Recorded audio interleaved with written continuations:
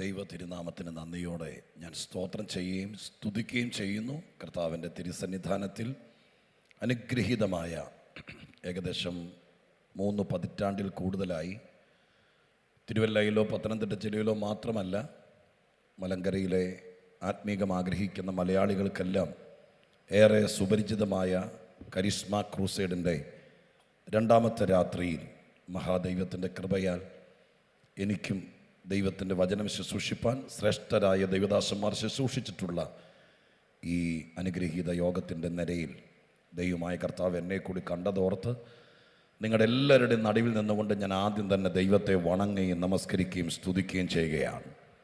അതോടൊപ്പം ഇത്ര വിലയേറിയ വർഷം തോറും ക്രമീകരിക്കുന്ന വളരെ പ്രതീക്ഷയോടെ പ്രാർത്ഥനയോടെ നൂറുകണക്കിന് ആളുകളുടെ ആത്മീക ഉന്നമനത്തിന് വേണ്ടി ദൈവത്താൽ ക്രമീകരിക്കപ്പെടുന്ന ഈ യോഗത്തിൽ എന്നിലും ഒരു ദൈവകൃപയുണ്ടെന്നറിഞ്ഞ് എന്നെ കൂടി സഹകരിപ്പിക്കാൻ ആത്മാർത്ഥത കാണിച്ച ഈ സഭയുടെ അധ്യക്ഷനായിരിക്കുന്ന പ്രധാന ശുശ്രൂഷകനായിരിക്കുന്ന ക്രിസ്തുവിൽ ഞാൻ എൻ്റെ ജന്മനാട് വിട്ട് സുവിശേഷവേലയുടെ ഭാരം പേറി വൈദിക സെമിനാരിയിൽ പഠിക്കാൻ വന്ന കാലം മുതൽ ഏകദേശം 3 പതിറ്റാണ്ടുകൾക്ക് മുമ്പ്, ആ കാലം മുതൽ എൻ്റെ മനസ്സിലേറെ ശ്രദ്ധേയനായ ബഹുമാന്യനായ, അതിലുപരി കൊറോണ കാലത്ത് പൗരുഷ്യൻ ടി വിയോടുള്ള ബന്ധത്തിൽ ഏറ്റവും സ്നേഹത്തോടെ ജ്യേഷ്ഠ സഹോദരനെ പോലെ ഉപദേശങ്ങൾ തന്ന് പ്രാർത്ഥനയും ശാസനയും എല്ലാം തന്ന് ആത്മീക ശുശ്രൂഷയിൽ ഞങ്ങളുടെ ഉയർച്ചയിലും വളർച്ചയിലും ഏറെ സന്തോഷിക്കുന്ന ഞാൻ ജ്യേഷ്ഠ സഹോദരനെ പോലെ സ്നേഹിക്കുന്ന ബഹുമാന്യനായ കർത്തൃദാസൻ പാസ്റ്റർ രാജു പൂക്കാൽ അവറുകൾ ഇന്ന് രാത്രിയിലെ ഈ യോഗത്തിൻ്റെ അധ്യക്ഷനായിരിക്കുന്ന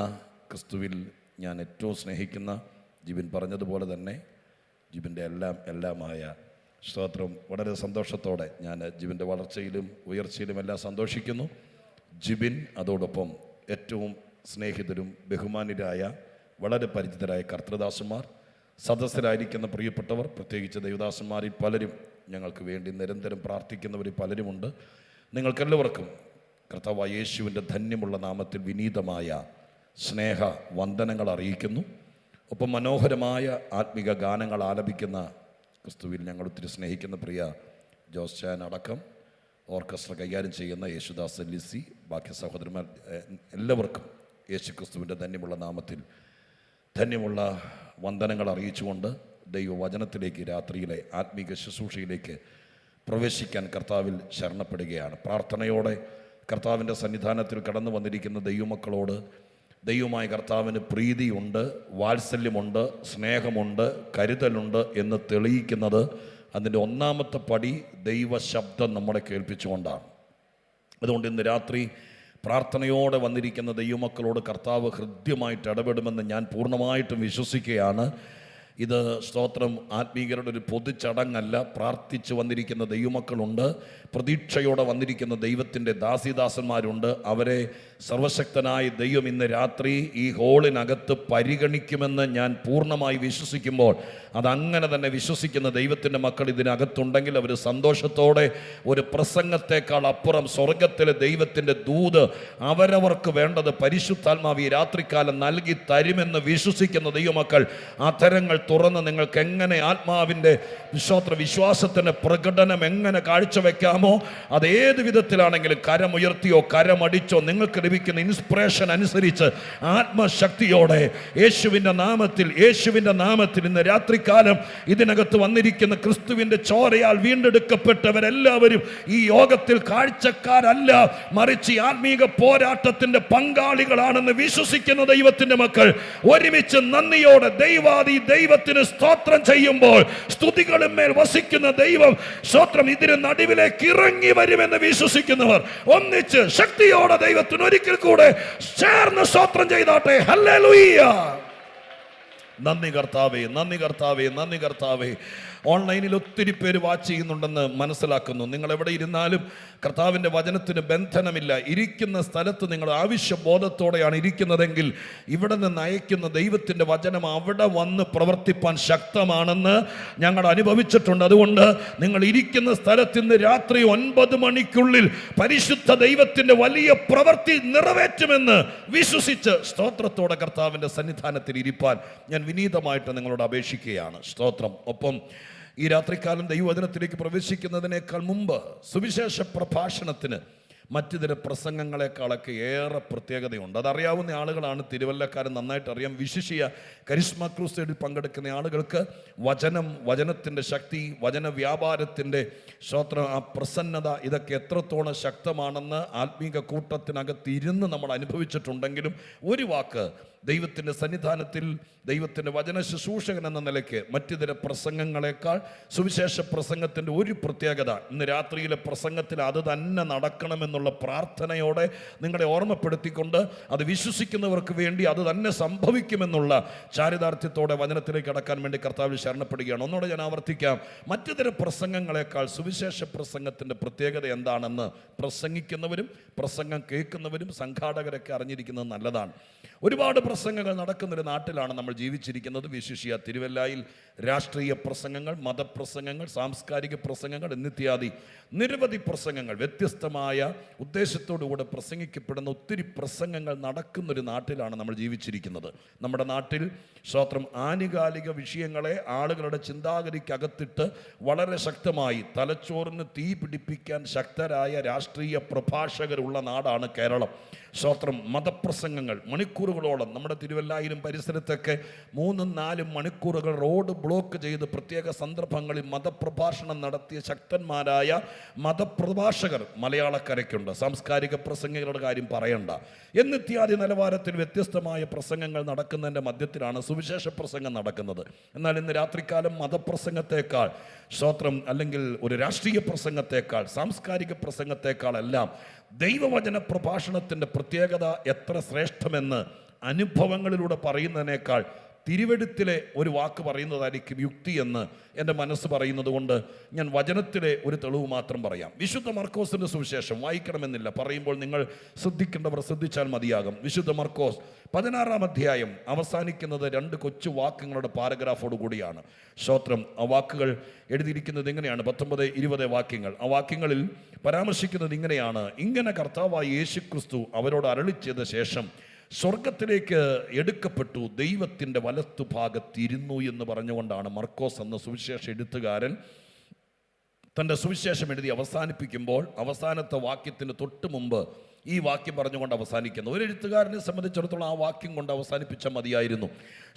യേശുക്രിസ്തുവിൻ്റെ ഐഹിക ജീവിതകാലം 33.5 വർഷക്കാലം എന്ന് പറയപ്പെടുന്ന കണക്കാക്കപ്പെടുന്ന ആ കാലഘട്ടം അവസാനിപ്പിച്ചിട്ട് കർത്താവായ യേശുക്രിസ്തു സ്വർഗത്തിലേക്ക് എടുക്കപ്പെട്ടു എന്നൊറ്റ വാക്കിൽ പറഞ്ഞ് നിർത്താൻ കഴിയുന്നതല്ല ഒരു സുവിശേഷ വേളി. ഇവിടെ വന്ന് എന്തെങ്കിലും കാഴ്ചവെച്ച് പറഞ്ഞ് അവതരിപ്പിച്ച് പോകുകയല്ലായിരുന്നു.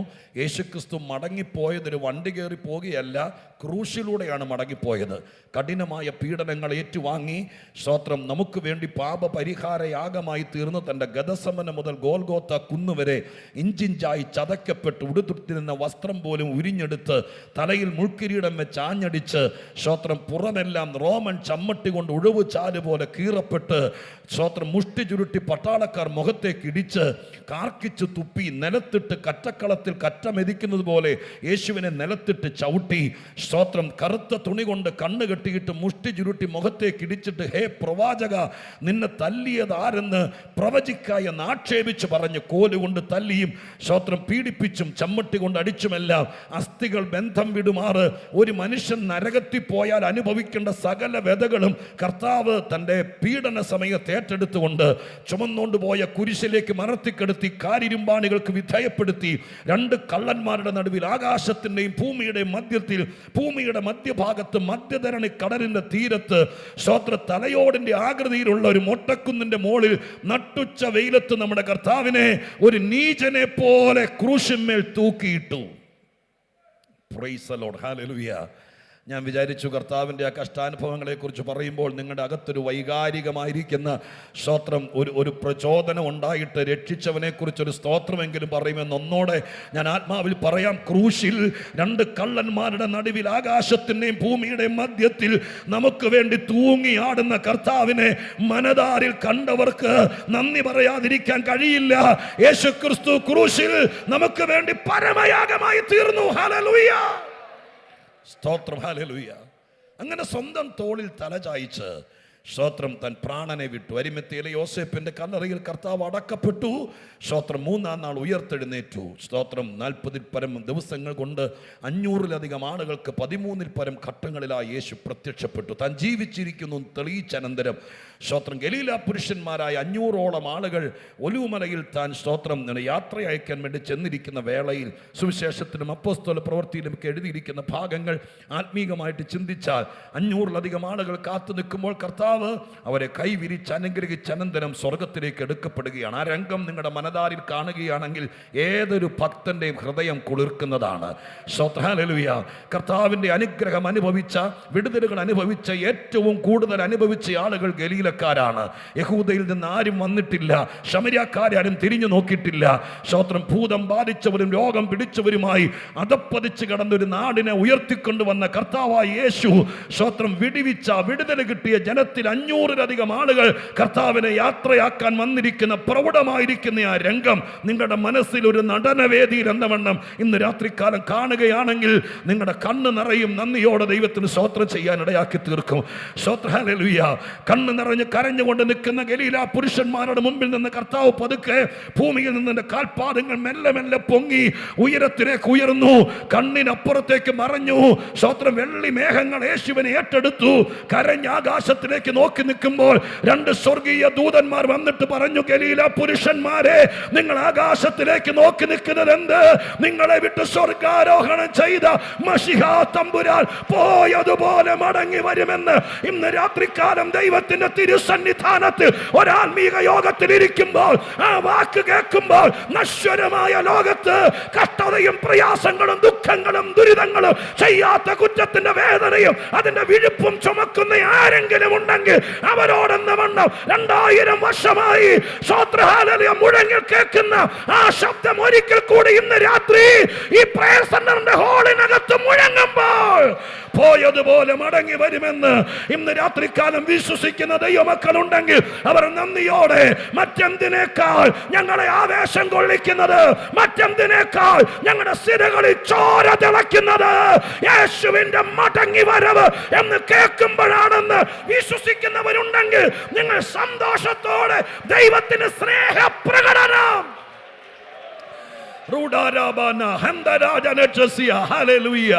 യേശുവിന്റെ മടങ്ങി വരവ് ഒരു ഭക്തന്റെ ഹൃദയ തുടിപ്പാണ്.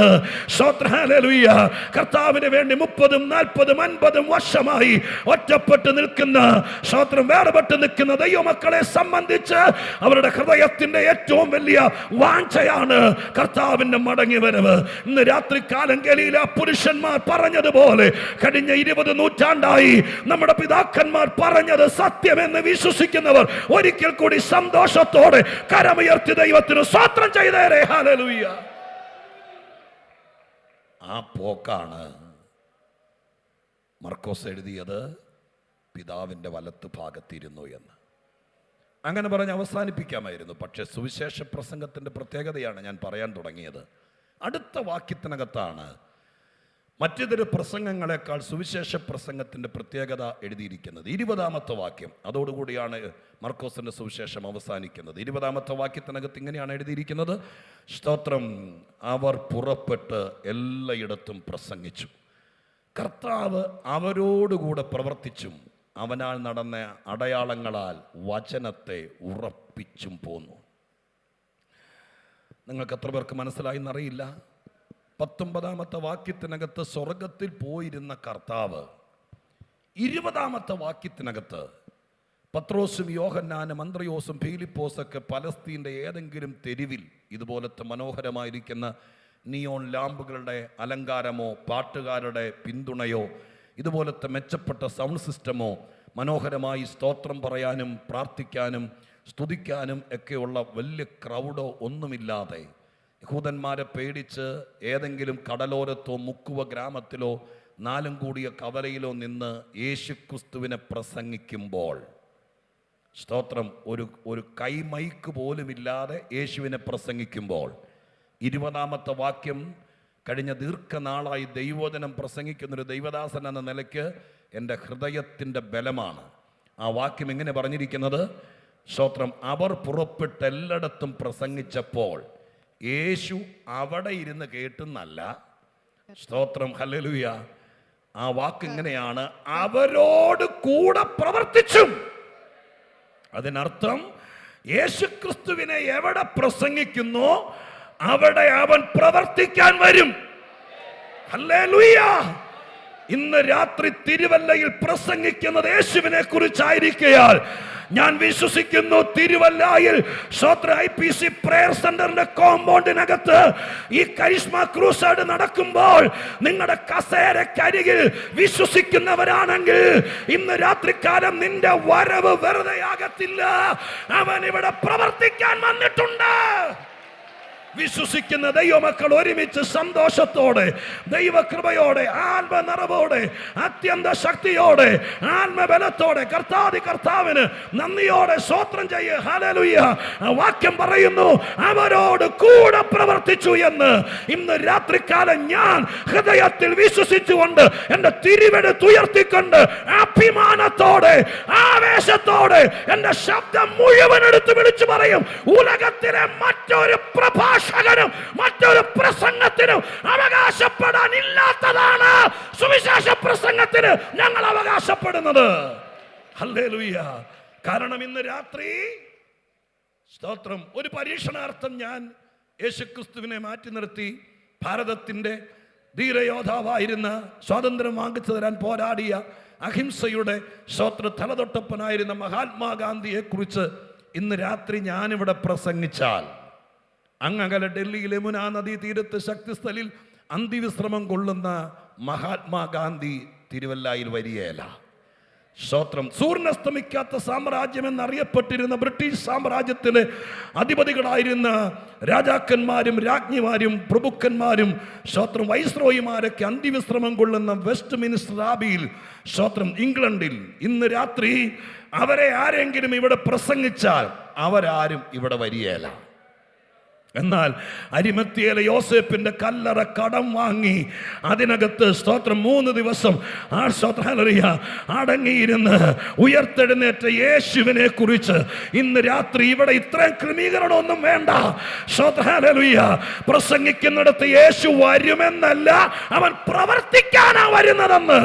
അങ്ങനെയാണെങ്കിൽ ഇന്ന് രാത്രി യേശുവിന്റെ ഒരു പ്രവൃത്തി എനിക്ക് ആവശ്യമാണെന്ന്, എന്റെ സഭയ്ക്ക് ആവശ്യമാണെന്ന്, എന്റെ കുടുംബത്തിന് ആവശ്യമാണെന്ന്, എന്റെ വിവാഹം കഴിച്ചയച്ച മകൾക്ക് ആവശ്യമാണെന്ന് വിശ്വസിക്കുന്ന ഒരു അപ്പനോ അമ്മയോ ഒരു കർത്തൃദാസനോ ഇതിനകത്തുണ്ടെങ്കിൽ അവരോട് ഇന്ന് രാത്രി ഞാൻ ആത്മാവിൽ പറയാം, ഈ രാത്രി ഞാൻ പ്രസംഗം തുടങ്ങാൻ പോകുകയാണ്.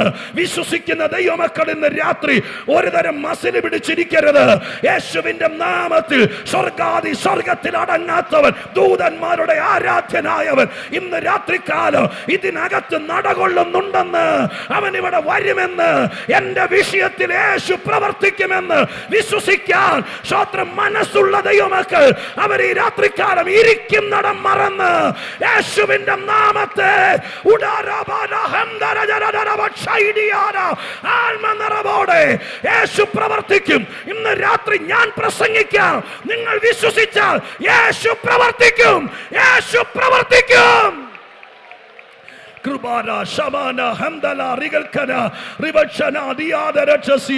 നന്ദിയോടെ നന്ദിയോടെ നന്ദിയോടെ നന്ദിയോടെ ആ കരമടിക്കുന്ന കൂടെ ദൈവത്തോട് പറഞ്ഞ്, കണ്ണുകൾ അടച്ച്, സമയം പാഴാക്കല്ലേ, കണ്ണുകൾ അടച്ച് ദൈവത്തോട് പറഞ്ഞ്, നാഥാ എനിക്ക് അങ്ങയുടെ ഒരു പ്രവൃത്തി ആവശ്യമാണ്.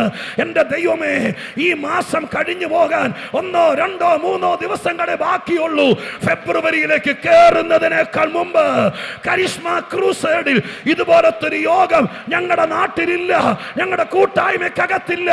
ഇവിടത്തെ ദൈവസഭ ആണ്ടോടാണ്ട് കൂടുമ്പോൾ ഈ ക്രമീകരിക്കുന്ന മഹനീയ യോഗത്തിൽ ഞാനും എന്റെ കുഞ്ഞുങ്ങളും വന്നിട്ടുണ്ട്. ഇന്ന് രാത്രി എന്റെ കുടുംബത്തിന് വേണ്ടി അങ്ങയുടെ പ്രവൃത്തി ആവശ്യമാണെന്ന് വിശ്വസിക്കുന്നവർ മാത്രം എന്റെ കൂടെ നിന്ന് ഒരല്പസമയം കൂടി നന്ദി പറഞ്ഞു. ഈ രാത്രി പാടായി പോകരുത്, ഈ രാത്രി വൃഥാവായി പോകരുത്. അങ്ങനെ ഓൺലൈനിൽ എവിടെയൊക്കെ ഇരുന്നു കൊണ്ട് നെഞ്ചുരുകി പ്രാർത്ഥിക്കുന്നവർ, ഒരു യോഗത്തിന് പോകാൻ അനുവാദമില്ലാതെ അടച്ചിട്ട് വീട് കാരാഗ്രഹമായി ഉള്ളറകളിൽ നൊമ്പരങ്ങൾ ഒതുക്കിയിരിക്കുന്ന ഏതെങ്കിലും ഒരു അമ്മയോ ഒരു സഹോദരിയോ ഒരു കുടുംബമോ എവിടെയെങ്കിലും ഇരുന്ന് എന്നെ കേൾക്കുന്നെങ്കിൽ നിന്റെ കൊച്ചു മൊബൈൽ ഇസ്രായേലിൽ നീ പഠിക്കാൻ പോയിരിക്കുന്ന രാജ്യത്തോ നീ ഇരിക്കുന്ന സ്ഥലത്തോ നിന്റെ ഹോസ്റ്റലിലോ ഈ ദിവസങ്ങളെ കഴിച്ചു കൂട്ടാൻ, ഈ നാളുകളെ തരണം ചെയ്യാൻ ബുദ്ധിമുട്ട് അനുഭവിക്കുന്ന ആരെങ്കിലും ഉണ്ടെങ്കിൽ ദൈവത്തിന്റെ വചനം കേൾക്കാൻ ആത്മാർത്ഥത കാണിച്ചത് കൊണ്ട് പ്രവർത്തിക്കുന്ന ഒരു ദൈവത്തെ ഞങ്ങൾ അനുഭവിച്ചിട്ടുണ്ട്, ഞാൻ രുചിച്ചറിഞ്ഞിട്ടുണ്ട്. യേശുവിന്റെ നാമത്തിൽ ദൈവത്തിന്റെ ആത്മപ്രചോദനം ലഭിക്കുന്ന ദൈവമക്കൾ ആത്മമണ്ഡലത്തിൽ വ്യാപരിക്കുന്ന ദുഷ്ടാത്മ ശക്തികളെ അധികാരത്തോടെ ശാസിച്ചുകൊണ്ട് ഇന്ന് രാത്രി ദൈവപ്രവൃത്തി നടക്കുമ്പോൾ ഇതിനകത്ത് മരവിപ്പാൻ ആരെയും അനുവദിക്കില്ല ദൈവമേ എന്ന് പ്രാർത്ഥിക്കുക. യെരൂശലേമിലെ മാളിക മുറി, ഹല്ലേലൂയ, അതിനെക്കുറിച്ച് അപ്പോസ്തലപ്രവൃത്തി 2 എഴുതിയിരിക്കുന്നത് അവർ ഇരുന്ന വീട് അവൻ നിറച്ചു എന്ന്. ഇന്ന് രാത്രി പ്രയർ സെന്ററിന്റെ ഹോളിന് ദൈവാത്മാവ് കൈയടക്കട്ടെ, ഈ ഹോളിനെ നിറയ്ക്കട്ടെ, ഇതിനകത്തിരിക്കുന്നവരെ ആത്മാവ് നിയന്ത്രിക്കട്ടെ. നടക്കും നടക്കും നടക്കും നടക്കും. വിശ്വാസത്തോടെ ഒരല്പസമയം കൂടെ ആമുഖ സമയത്ത് കെട്ടിക്കിടക്കുന്ന ചില പ്രാർത്ഥനാ വിഷയങ്ങൾ, ഒരിക്കലും ഉയരത്തില്ലെന്ന് പറഞ്ഞിരിക്കുന്ന വിഷയങ്ങൾ, നിങ്ങളിൽ ചിലർ സംശയിക്കുന്നത് പോലെ ആരെങ്കിലും നിന്റെ കുടുംബം അതിര് കടന്നു പോകാതിരിപ്പാൻ ഇന്ന് രാത്രികാലം ബന്ധിച്ചു വെച്ചിട്ടുണ്ടെങ്കിൽ, ആ വിചാരം കൊണ്ടോ ദുഷ്ടപ്രവണ കൊണ്ടോ നിന്റെ ജീവിതം, ഭാര്യ ഭർത്തൃ ബന്ധം, പഠിച്ച നിന്റെ തലമുറകൾ നാട് കടന്നു പോകാതിരിപ്പാൻ, രാജ്യം വിട്ടു പോകാതിരിപ്പാൻ അടക്കി വെച്ചിട്ടുണ്ടെങ്കിൽ, പ്രവർത്തിക്കുന്നവൻ വന്നിട്ടുണ്ടെന്ന് ശരീരത്തിൽ തിരിച്ചറിയുന്നവർ ഇന്ന് രാത്രി ജയത്തോടെ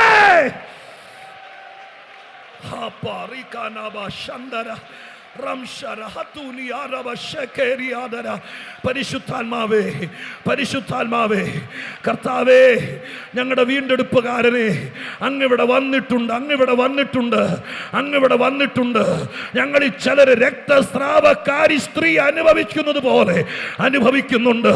അവരെ പിടിച്ചൊതുക്കാൻ നോക്കുന്ന എല്ലാ വ്യാപാരങ്ങളെയും, എല്ലാ ബുദ്ധിയുടെ മണ്ഡലങ്ങളെയും, എല്ലാ പരീക്ഷ മനസ്സുകളെയും യേശുവിന്റെ നാമത്തിൽ ഇന്ന് രാത്രി ശാസിച്ച് ആത്മചൈതന്യത്തിന്റെ വിടുതലുകൾ ഇന്ന് രാത്രി ജനം അനുഭവിക്കട്ടെ. കർത്താവേ, യേശുവിന്റെ നാമത്തിൽ അനുഗ്രഹം. കരിസ്മ ക്രൂസേഡിൽ 2024 വിടുതൽ അനുഭവിക്കേണ്ട ഒറ്റയാളെയും ഒരു സ്ഥലത്തും പിടിച്ചു വെക്കരുത്.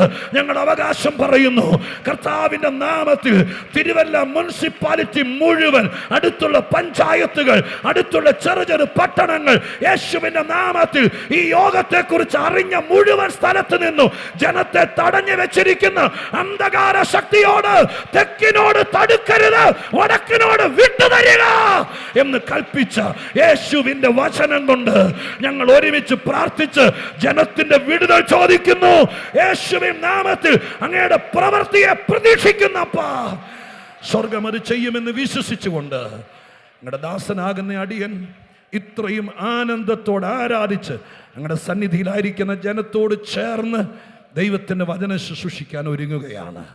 ഇന്ന് രാത്രി കർത്താവിൻ്റെ വചനത്തിൽ നിന്ന് ആമുഖത്തിൽ അടിയന് ലഭിച്ച പ്രകാശനം അങ്ങയുടെ ജനത്തോട് പറഞ്ഞു. കൊച്ചു കുഞ്ഞുങ്ങളെ പോലെ അവരിൽ പലരും അത് വിശ്വസിച്ചവർക്കത് അനുഭവിക്കാൻ പറ്റണേ കർത്താവേ. അങ്ങയുടെ നാമത്തിൽ എന്നെ ഏൽപ്പിച്ച ദൈവത്തിൻ്റെ വചനം എൻ്റെ കഴിവിൻ്റെ പരമാവധി ബഹുമാനത്തോടും ഭയത്തോടും വിറയലോടും കൂടെ ഞാൻ പ്രസംഗിക്കാപ്പാ.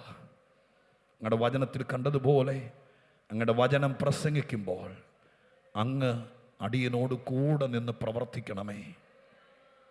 ആർക്കൊക്കെ വേണ്ടിയിട്ടാണെന്ന് എനിക്കറിയില്ല. കർത്താവ് അത് ചെയ്യണേ കർത്താവേ.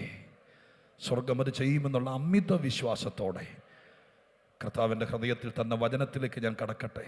എന്നെ തനിച്ച് നിർത്തത്തില്ല എന്നുള്ള ഉറപ്പോടെ ഞാൻ ആത്മാവിൽ പ്രാർത്ഥിക്കുന്നു. ദൈവം അത് ചെയ്തെന്ന് വിശ്വസിക്കുന്നു.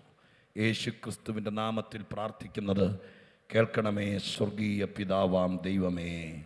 കരമുയർത്തി ശക്തിയോടെ ദൈവത്തിന് ഒരിക്കൽ കൂടി സ്തോത്രം ചെയ്യാമോ?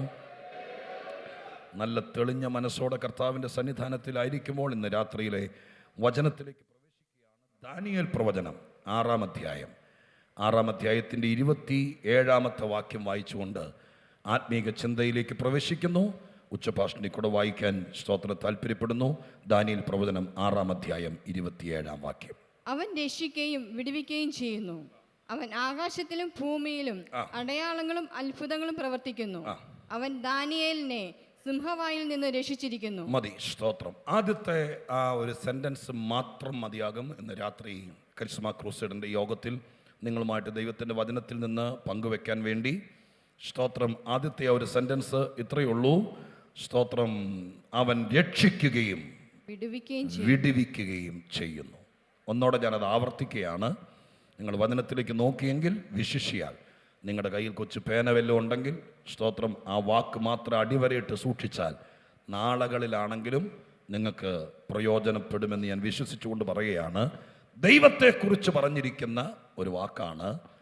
ദൈവം രക്ഷിക്കുകയും വിടുവിക്കുകയും ചെയ്യുന്നു. സ്തോത്രം. ആരെങ്കിലും നിങ്ങളോട് നിങ്ങളുടെ ദൈവത്തിൻ്റെ പ്രധാന പരിപാടി എന്താണെന്ന് ചോദിച്ചാൽ ഒറ്റ വാക്കിൽ പറയാൻ കൊള്ളാവുന്നൊരു വാചകമാണത്. സ്തോത്രം. എൻ്റെ ദൈവത്തിൻ്റെ പ്രധാന പരിപാടി ശിക്ഷിക്കുകയും കൊല്ലുകയല്ല, രക്ഷിക്കുകയും വിടുവിക്കുകയാണ്. സ്തോത്രം. സന്തോഷമുള്ള മുഖത്തോടുകൂടെ സ്തോത്രം. നിങ്ങളുടെ മുഖത്തേക്ക് നോക്കുമ്പോൾ എൻ്റെ പ്രസംഗം താഴേക്ക് ഇറങ്ങി പോകുന്നു. സ്തോത്രം. ഇച്ചിരിയുടെ സന്തോഷത്തോടെ ഇരിക്കുകയാണെങ്കിൽ നമുക്ക് വേഗത്തിൽ പണി തീർക്കാം. സ്തോത്രം.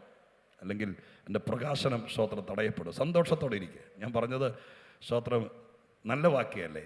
ദൈവത്തെക്കുറിച്ച് എഴുതിയിരിക്കുന്ന വേദപുസ്തകത്തിലെ ഒത്തിരി വാക്കുകൾ ദൈവത്തെക്കുറിച്ച് വെളിപ്പെടുത്തുന്ന പുസ്തകമാണല്ലോ വിശുദ്ധ ബൈബിൾ. ഓരോ ഭാഗം പരിശോധിച്ചാലും ദൈവത്തെക്കുറിച്ച് നമുക്ക് കാണാൻ കഴിയുന്ന ഒട്ടനവധി കാര്യങ്ങളുണ്ട്. ഈ വാക്യത്തിനകത്ത് ദൈവം രക്ഷിക്കുകയും വിടുവിക്കുകയും ചെയ്യുന്നവനാണ് എന്ന് പറഞ്ഞത് ഒരു സഭായോഗത്തിൽ അനുഭവിച്ച ഒരു സഹോദരനോ സഹോദരിയോ ഒരു കർത്തൃദാസനോ അല്ല. സ്തോത്രം. വേദപുസ്തക എഴുത്തുകാരിൽ ആരുമല്ല. സ്തോത്രം.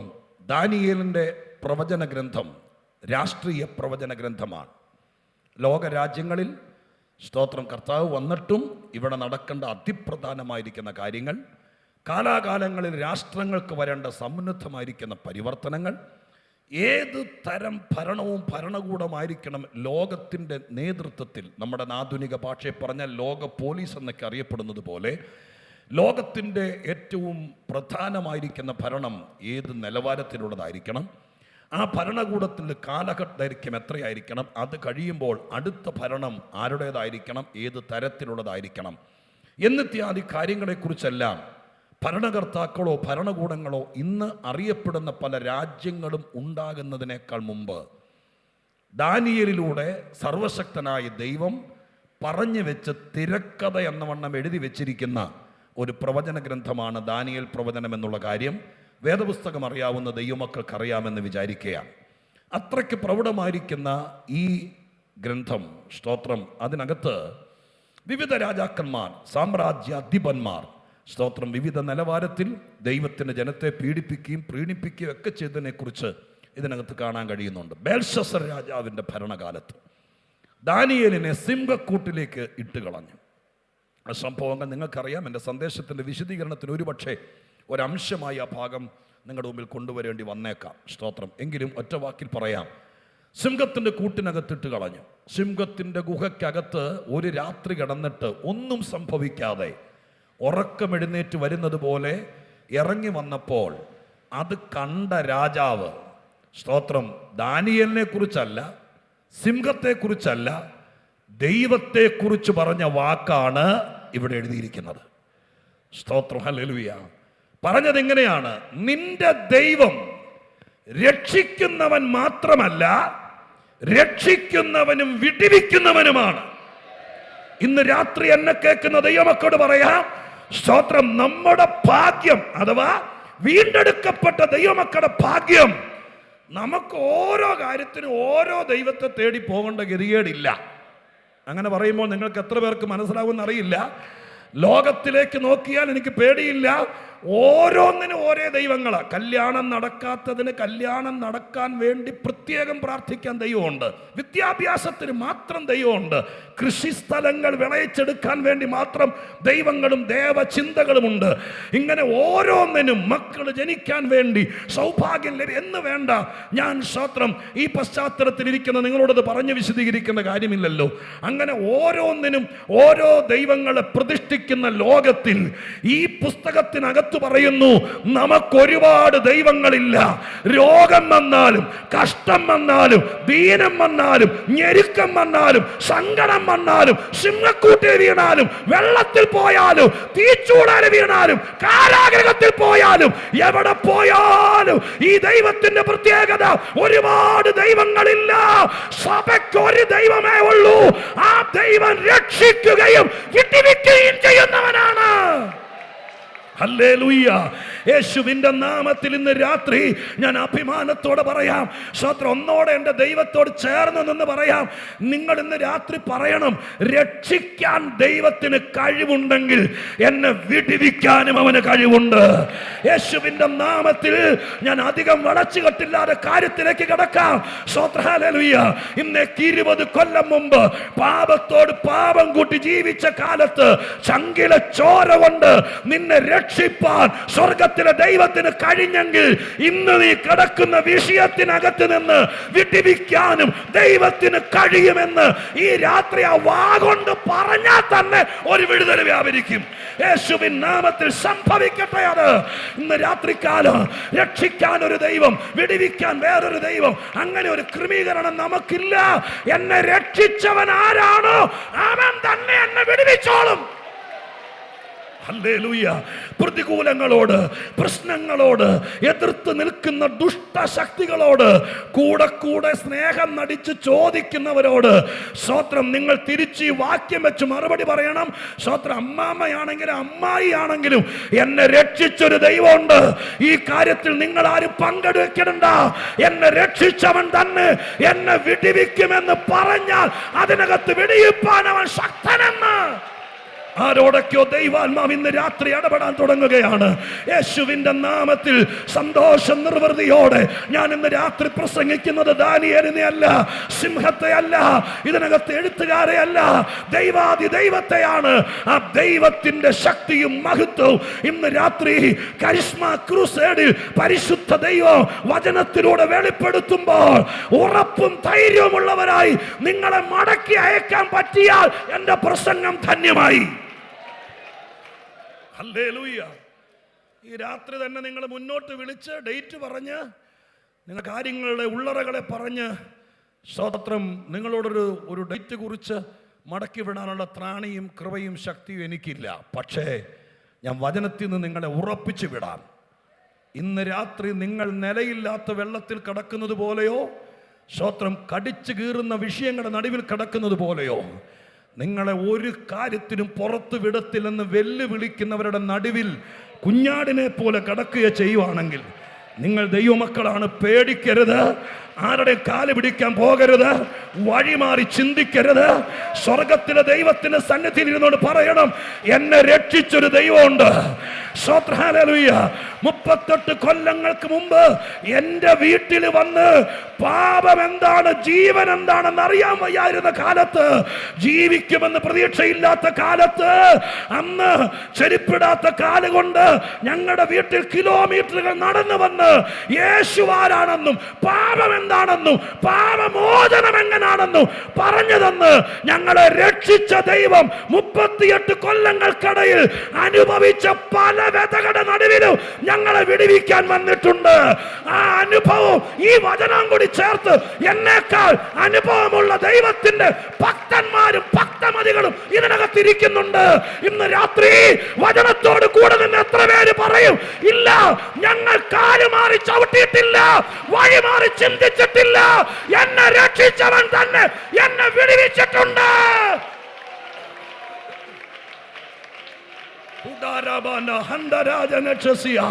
നന്ദിയോടെ കർത്താവേ ദൈവം അത് തെളിയിക്കണമേ കർത്താവേ. നിന്റെ ജനം നിന്നിൽ ഉറക്കട്ടെ നാഥ. ആടി ഉലയരുത്. ആരോടൊക്കെ ദൈവം പറയുന്നു നിനക്ക് ഭയങ്കര പ്രലോഭനങ്ങൾ വരുന്നുണ്ട്. നിന്റെ മനസാക്ഷിയോട് ആരോ പറയുന്നുണ്ട് ഈ മാർഗത്തിൽ നിന്നിട്ട് വലിയ രക്ഷയൊന്നുമില്ല. നീ എത്ര പ്രാർത്ഥിച്ചു, നീ എത്ര ഉപവസിച്ചു, കാലെ ചവിട്ടുന്നവരും കുതികാല് വെട്ടുന്നവരും അല്ലാതെ മറ്റാരുമില്ല എന്നൊരു തോന്നല് ഒരുപക്ഷെ ഈ സമൂഹം നിനക്ക് തന്നേക്കാം. പക്ഷെ നിന്റെ കാതിൽ ഇന്ന് രാത്രി ദൈവം പറയുന്നു ഞാൻ വിശ്വസ്തനാണ്. ഞാൻ നിന്നെ രക്ഷിച്ചിട്ടുണ്ടെങ്കിൽ ഇന്ന് നിന്നെ ചുറ്റിക്കടക്കുന്ന രക്തത്താലെ ജയമെടുത്തോണ്ട് പറയാം. ഇന്ന് നിന്റെ മെഡിക്കൽ റിപ്പോർട്ടുകളെല്ലാം കൂടി വാരി കൂട്ടിയിട്ടിട്ട് അതിനെ ചവിട്ടിക്കൊണ്ട് പറയണം എന്നെ രക്ഷിച്ചിട്ടുണ്ടെങ്കിൽ വിടിവിക്കാനും ദൈവം ശക്തൻ. വിശ്വസിക്കുന്ന ദൈവമക്കൾ ഇന്ന് രാത്രി ആ വിടുതലിന്റെ മണ്ഡലത്തിലേക്ക് വരട്ടെ. ഉറപ്പോടെ പറ ഹല്ലേലൂയ. സ്തോത്രം ചെയ്യുന്നു. ഹല്ലേലൂയ. രക്ഷിച്ചിട്ടുണ്ടെങ്കിൽ വിടുവിച്ചിരിക്കും. പതിവായി ഞാൻ നിങ്ങളെ ടി വിയിലാണെങ്കിലും ഓൺലൈനിലാണെങ്കിലും ഏത് മീറ്റിങ്ങിലാണെങ്കിലും അപ്രോച്ച് ചെയ്യുമ്പോൾ കൊണ്ടുവരാറുള്ളത് പോലെ ഈ വിഷയത്തിൻ്റെ 5 തെളിവുമായിട്ടാണ് ഞാൻ വന്നിരിക്കുന്നത്. 5 തെളിവുകൾ പറയാൻ രാത്രി പറ്റുമെന്ന് എനിക്കറിയില്ല. 5 രാത്രി എന്ന് പറഞ്ഞാൽ സ്തോത്രം തീരുന്നതല്ലെന്ന് എനിക്കറിയാം. 1-2 എണ്ണമെങ്കിലും രക്ഷിച്ചവൻ വിടിവിക്കുന്നവനാണെന്ന് തെളിയിക്കാൻ ഞാൻ തിരുവചനത്തിലേക്ക് തന്നെ ആശ്രയം വയ്ക്കുകയാണ്. ആ ഭാഗങ്ങൾ എടുത്ത് വിശദീകരിക്കുമ്പോൾ നിശ്ചയമായിട്ട് ഞാൻ വിശ്വസിക്കുന്നു ഇതിനകത്തിരിക്കുന്ന നിങ്ങൾക്കുള്ള വ്യക്തിപരമായ ദൂത് അതിനകത്തുണ്ടായിരിക്കും. സ്തോത്രം. ആ കാര്യത്തിൽ എനിക്ക് എൻ്റെ ദൈവത്തെയും വചനത്തെയും ഒത്തിരി വിശ്വാസമാണ്. സ്തോത്രം. നിങ്ങളുടെ അടുക്കൽ വന്നില്ലെങ്കിലും നിങ്ങളെ അവസാനം മുന്നോട്ട് വിളിച്ചില്ലെങ്കിലും തലയെ കൈവച്ചില്ലെങ്കിലും ദൈവത്തിൻ്റെ വചനം ശ്രദ്ധയോടെ കേട്ടിരുന്നാൽ നിങ്ങളോട് വ്യക്തിപരമായി ദൈവം സംസാരിച്ചിരിക്കും. ഒരു 5 തെളിവ് 2-3 ഒരെണ്ണം ഞാൻ ഇപ്പം ഈ വായിച്ച ഭാഗത്ത് തന്നെ പറയാം. രക്ഷിക്കുകയും വിടിവിക്കുകയും ചെയ്യുന്നവനാണെന്നുള്ളതിനെക്കുറിച്ച് പറഞ്ഞ് അല്പം വിശദീകരിക്കേണ്ട ഭാഗത്തേക്ക് ചെന്ന് സന്ദേശം ഞാൻ കൺക്ലൂഡ് ചെയ്യാൻ വേണ്ടി ശ്രമിക്കാം. നോക്കൂ, ഇവിടെ തന്നെ ശ്രദ്ധിക്കാം. ദാനിയേലിനെ സ്തോത്രം പ്രാർത്ഥനയുടെ കാര്യത്തിൽ രാജാവിനോടല്ലാതെ മറ്റാരോടും നിങ്ങൾക്കറിയാമെങ്കിലും ഞാൻ ആ കാര്യത്തിൻ്റെ ചുറ്റുവട്ടങ്ങൾ ബോധ്യമാക്കാൻ വേണ്ടി ആ ഭാഗം പറയേണ്ടി വരുന്നു. രാജാവിനോടല്ലാതെ മറ്റാരോടും പ്രാർത്ഥിക്കാൻ പാടില്ല എന്നൊരു നിയമമുണ്ടാക്കി. പക്ഷെ ആരോട് പ്രാർത്ഥിക്കണം, ആരോട് പ്രാർത്ഥിക്കരുത് എന്ന തിരിച്ചറിവുള്ളവൻ ഏത് നിയമം ഉണ്ടാക്കിയാലും ദൈവത്തോടെ പ്രാർത്ഥിക്കുകയുള്ളൂ. സ്തോത്രം. ആ കാര്യം യോഗത്തിന് വന്നവരും ഓൺലൈനിൽ ഇരിക്കുന്നവരും കേട്ടോളണം. നിങ്ങൾ ആരാന്ന് തിരിച്ചറിയാൻ നിങ്ങളുടെ രക്തം കൊണ്ടുപോയി ലാബറട്ടറി കൊണ്ടുപോയി പരിശോധിക്കുകയൊന്നും വേണ്ട. ഈ വചനം വെച്ച് നിങ്ങളെ നോക്കി നോക്കിയാൽ മതി. സ്തോത്രം. നിങ്ങൾ രക്ഷിക്കപ്പെട്ട ആളാണോ, നിങ്ങൾ ദൈവത്തിൻ്റെ ആളാണോ എന്നറിയാൻ ഇത്രയും മാത്രം നിങ്ങൾ പരിശോധിച്ചാൽ. ഇനി ഓൺലൈൻകാരോടൊന്ന് പറഞ്ഞോട്ടെ കേട്ടോ. സ്തോത്രം. അവരും കൂടി കേട്ടോട്ടെ. സ്തോത്രം. പരിശോധിച്ചാൽ മതി. എന്താണെന്നറിയാമോ, നിങ്ങൾ രക്ഷിക്കപ്പെട്ട് കഴിയുമ്പോൾ കർത്താവിനെങ്കിലേക്ക് വന്നു കഴിയുമ്പോൾ നമുക്ക് ബോധ്യം വരുന്ന ഏറ്റവും പ്രധാനപ്പെട്ട ചില കാര്യങ്ങൾ. ഈ ദാനിയേൽ പ്രവചനത്തിൽ 2 കാര്യങ്ങൾക്കാണ് ഏറ്റവും അധികം പീഡനം നേരിട്ടത്. 1 ആരാധനയുടെയും 2 പ്രാർത്ഥനയുടെയും. സ്തോത്രം. നേരത്തെ ഒരു രാജാവ് 50 മുഴം ഉയരമുള്ള ലോഹ വിഗ്രഹം കൊണ്ട് നിർത്തിയിട്ട് തപ്പും കുടലും തമ്പുരും വീണയും മീട്ടുമ്പോൾ അതിൻ്റെ മുമ്പിൽ രാജ്യത്തിലെ സകല പൗരന്മാരും വീണ് നമസ്കരിക്കണമെന്നൊരു നിയമം ഉണ്ടാക്കിയപ്പോൾ ആരെ ആരാധിച്ചാൽ എന്താ, എല്ലാം ദൈവമല്ലേ എന്ന് വിചാരിച്ചവരെല്ലാം അതിൻ്റെ മുമ്പിൽ പോയി ആരാധിക്കും. എന്നാൽ സത്യദൈവത്തെ തിരിച്ചറിഞ്ഞവൻ്റെ പ്രത്യേകത, അന്ന് അവന് മനസ്സിലാകും ഇനി മുതൽ ആരെ ആരാധിക്കരുത്. എന്നോടെ പറയാം, ഒരു ദൈവിക സ്പർശനമുണ്ടായാൽ ആ ബോധ്യമുണ്ടാകുമെന്നാണ് വചനത്തിൽ നിന്ന് എനിക്ക് മനസ്സിലായത്. കർത്തൃദാസന്മാരെങ്കിലും കാരണം ഞാൻ പറയാം, ഈ സ്തോത്രം നയമാനുണ്ടല്ലോ, കുഷ്ഠരോഗി നയമാൻ, ഇദ്ദേഹം യഹൂദനൊന്നും അല്ലായിരുന്നല്ലോ. ഇദ്ദേഹം ഒരു രാജാവിൻ്റെ ഭൃത്യനായിട്ട് നിന്നയാളാണ്. സ്തോത്രം. അദ്ദേഹം ഏലീശ പ്രവാചകന്റെ കാലത്ത് കുഷ്ഠരോഗം മാറാൻ വേണ്ടി ബാല്യക്കാരത്ത് പറഞ്ഞനുസരിച്ച് എന്നും ആദ്യമൊക്കെ ഇച്ചിരി ഉടക്കുണ്ടാക്കി ഇങ്ങനെ പിന്നെ അദ്ദേഹം പോയി മുങ്ങി രക്ഷപ്പെട്ടു. അയാൾ വെള്ളത്തിൽ നിന്ന് കയറി വന്നിട്ട് ആദ്യം ഏലീശയോട് പറഞ്ഞ കാര്യം നിങ്ങൾ ഓർക്കുന്നുണ്ടോ? അയാൾ എന്താ പറഞ്ഞത്? ഞാൻ എൻ്റെ യജമാനനായിരിക്കുന്ന രാജാവിൻ്റെ കൂടെ റിമ്മോൻ്റെ ക്ഷേത്രത്തിൽ ചെല്ലുമ്പോൾ അയാൾ വണങ്ങും. അപ്പം അയാൾ വണങ്ങുന്ന കൂടെ അയാളുടെ വസ്ത്രം താങ്ങി പിടിക്കുമ്പോൾ ഞാനും കൂടെ, ബാലരമേലല്ല ബൈബിളിലെ കാര്യം പറയുന്നേ, സ്തോത്രം, ഞാനും കൂടെ വണങ്ങിപ്പോവും. അപ്പം അയാൾ ചോദിക്കുകയാണ്, നാളെ മുതൽ അങ്ങനെ ചെയ്യുമ്പോൾ സ്വത്രം അതൊരു കുറ്റ. ആര് പറഞ്ഞു കൊടുത്തു? ആര് ക്ലാസ് എടുത്തു? ഈ നയമാനെ ഇന്നലെ വരെ പുള്ളിയും കൂടി വണങ്ങിയതല്ലേ. ഇപ്പൊ ആര് പറഞ്ഞു കൊടുത്തു? ഞാൻ നിങ്ങളോട് പറയാം, ദൈവീക പരിജ്ഞാനം എന്ന് പറഞ്ഞ സംഭവമുണ്ട്. അത് ഒച്ചാൻ ബഹളോ ആട്ടവും കൂത്തും അല്ല. ഒരുത്തന്റെ അകത്തേക്ക് ദൈവത്തിന്റെ ആത്മാവ് വരുമ്പോൾ അവന്റെ അകത്തേക്ക് വരുന്ന ഒരു പരിജ്ഞാനമുണ്ട്. ആത്മീകത്തിന്റെ മുഴുവൻ കാര്യങ്ങൾ ക്ലാസ് എടുത്തല്ല പഠിക്കുന്നത്. ക്ലാസ്സിലൊക്കെ നമ്മൾ അല്പ പഠിക്കുന്നുള്ളൂ. ഇത് മുഴുവൻ ദൈവത്തിന്റെ ആത്മാവാണ് ഗൈഡ് ചെയ്യുന്നത്. അപ്പൊ ഞാൻ സ്വത്രം നിങ്ങളെ നോക്കി പറയാം, പ്രത്യേകിച്ച് ഓൺലൈൻകാർ ഞാൻ പരിഗണിച്ചോണ്ട് പറയാം, അകത്ത് ദൈവാത്മാവ വന്നതെങ്കിൽ ആണോ അല്ലയോ എന്ന് നിങ്ങൾ വഞ്ചിക്കപ്പെടാതിരിക്കാൻ ഇന്ന് രാത്രി വേണമെങ്കിൽ പരിശോധന നടത്തിക്കോ. ദൈവാത്മാവ വന്നതെങ്കിൽ അന്ന് മുതൽ ആത്മാവ് പറയും, ഇനി ആരെ ആരാധിക്കരുത്, ആരെ ആരാധിക്കാവൂ. യേശുവിന്റെ നാമത്തിൽ ഇന്ന് രാത്രികാലം അത് ചിലരുടെ അകത്തേക്ക് ദൈവാത്മാവ് കയറ്റിവിടട്ടെ. ആ പരിജ്ഞാനം ബോധ്യമാകട്ടെ. ഹല്ലേലൂയ. അപ്പൊ ആരെ ആരാധിക്കണം, ആരാധിക്കരുത് എന്നത് ഈ പുസ്തകത്തിലെ ദാനിയേൽ പ്രവചനത്തിലെ പ്രധാന വിഷയമാണ്. ഇതുപോലത്തെ തന്നെ ഒരു വിഷയമാണ് പ്രാർത്ഥനയുടെ വിഷയം. ആരെ കണ്ടാലും സ്തോത്രം പ്രാർത്ഥിക്കാം എന്ന് വിചാരിക്കുന്ന, എല്ലാം സ്തോത്ര പ്രാർത്ഥന കേൾക്കുന്നതെന്ന് വിചാരിക്കുന്നത് ദൈവസഭയോടോ വേദപുസ്തകത്തിൻ്റെ ഉപദേശത്തോടോ ചേരുന്നതല്ലല്ലോ. അപ്പൊ ഇവിടെയും ദാനിയേലിനെ സംബന്ധിച്ചിടത്തോളം, ഒരു ഭക്തനെ സംബന്ധിച്ചിടത്തോളം, ആത്മീകം അകത്ത് വന്നാൽ പിന്നെ ആരോട് പ്രാർത്ഥിക്കണം, ആരോട് പ്രാർത്ഥിക്കരുത് എന്ന കാര്യം കൃത്യമായി ബോധ്യപ്പെടും. അത് മനസ്സിലായ ദൈവമക്കൾ കരമുയർത്തി സ്തോത്രം ചെയ്തേരെ. സ്തോത്രം ചെയ്യുന്നു. ഹല്ലേലൂയ. അപ്പൊ പ്രാർത്ഥനയുടെ കാര്യത്തിനകത്ത് വളരെ ഗൗരവമായിരിക്കുന്നൊരു നിയമസംഹിത ഉണ്ടാക്കി. സ്തോത്രം. ആ ഒരു വ്യവസ്ഥാപിതമായിരിക്കുന്ന നിയമത്തിന് മുമ്പിൽ സ്തോത്രം ഇവിടെ കൽപ്പന പുറത്തു വന്നു. ദാനിയേൽ സത്യദൈവത്തോട് മാത്രമേ പ്രാർത്ഥിക്കത്തുള്ളൂ നിശ്ചയിച്ചവനും ആ പ്രമാണത്തിൻ്റെ സ്തോത്രം ഉടമയുമാണ്. അതുകൊണ്ട് സ്തോത്രൻ്റെ കിളിവാതിൽ തുറന്നിട്ട് ഞാൻ ചെയ്തു വന്നതുപോലെ തന്നെ ദൈവത്തോട് പ്രാർത്ഥിച്ചു. ആ പ്രാർത്ഥനയുടെ വെളിച്ചത്തിൽ ദാനിയേലിനെ അറസ്റ്റ് ചെയ്തു. സ്തോത്രം രാജസദസ്സിൽ കൊണ്ടുവന്നു. ദാനിയേൽ എന്നറിഞ്ഞപ്പോൾ രാജാവിന് ഖേദമുണ്ടായിരുന്നെങ്കിലും രാജകൽപ്പനയെ നിഷേധിക്കാൻ പറ്റാത്തത് കൊണ്ട് സ്തോത്രം ദാനിയേലിനെ സന്ധ്യ മയങ്ങുന്ന നേരം, മധ്യപൂർവ്വ ദേശത്ത് ഒരുപക്ഷെ ഒരു 6 മണിക്ക് മുമ്പ് സന്ധ്യ മയങ്ങിയേക്കാം, ഒരു 6 മണിയോടുകൂടെ സിംഹങ്ങൾ വസിക്കുന്ന ഒരു ഗുഹയ്ക്കകത്തേക്കിട്ടു. സ്തോത്രം. ഹല്ലേലൂയ. സിംഹഗുഹയ്ക്കകത്തേക്കിട്ടത് സ്തോത്രം നമ്മൾ സർക്കസ് കൂടാരത്തിൽ കാണുന്ന പോലെ, കാഴ്ച ബംഗ്ലാവിൽ കാണുന്ന പോലെ അല്ല. സ്തോത്രം. അവിടെ വായിക്കുന്ന ഭാഗമനുസരിച്ച് നമ്മുടെ നാട്ടിലൊക്കെ എലിമാളം പോലെ ഒരു ആർട്ടിഫിഷ്യലായിട്ട് കൊട്ടാര വളപ്പിലുണ്ടാക്കിയിരിക്കുന്ന ഗുഹയാണത്. ഇരുമ്പഴികളല്ല. സ്തോത്രം. അത് സാക്ഷാൽ ഒറിജിനൽ കാട്ടിൽ സിംഹം വസിക്കുന്നൊരു ഗുഹയാണ്. എന്താ അങ്ങനെ പറയാൻ കാരണം? അതിൻ്റെ വായ ഒരു കല്ല് കൊണ്ട് അടച്ചെന്ന് എഴുതിയിരിക്കുന്നത്. എന്ന് പറഞ്ഞാൽ സ്തോത്രം നമ്മുടെ വീടിൻ്റെ തറയിലൊക്കെ ഒരു പൊനം പോലെ, അങ്ങനെയല്ലേ പറയുന്നത്, എലി കയറി, അതുപോലത്തെ വാ ഒരു കല്ല് കൊണ്ടടച്ചു. എയർ ടൈറ്റാണ്. സ്തോത്രം. ജനാലകളില്ല, കാറ്റ് കയറത്തില്ല, വെളിച്ചം കയറത്തില്ല.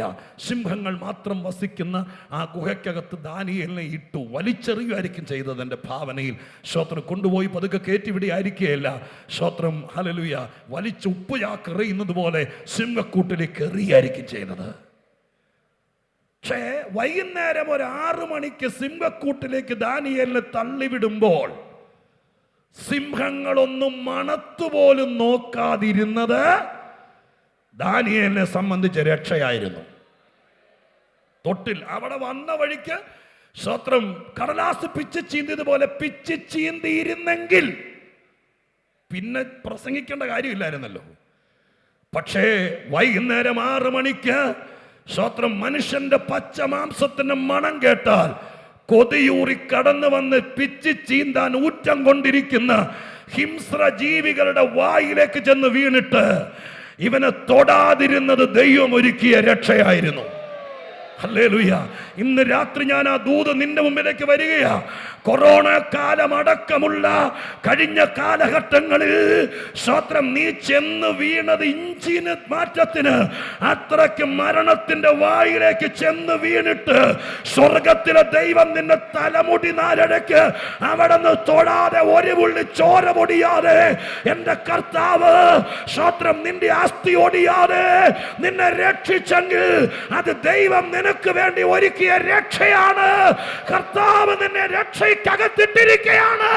അതിനായി ദൈവത്തിന് നന്ദി പറയണം. പറയണം, ഇന്നെന്നെ കേട്ട ദൈവമക്കളെ, കഴിഞ്ഞ കുറെ നാളുകളായി സ്വർഗം നീ മരിക്കാൻ ആഗ്രഹിച്ചിട്ടു, നീ അവസാനമായി ചരമക്കുറിപ്പ് എഴുതി വെച്ചിട്ടു നിന്നെ മരിക്കാൻ അനുവദിക്കാതെ സ്വർഗം തടഞ്ഞത് അത്യുന്നതം നിനക്കൊരുക്കിയ രക്ഷയാണെന്ന് ഇന്ന് രാത്രി ആരോടൊക്കെയോ ദൈവാത്മാവ് ശക്തമായിട്ട് ദൂത് പറയുകയാണ്.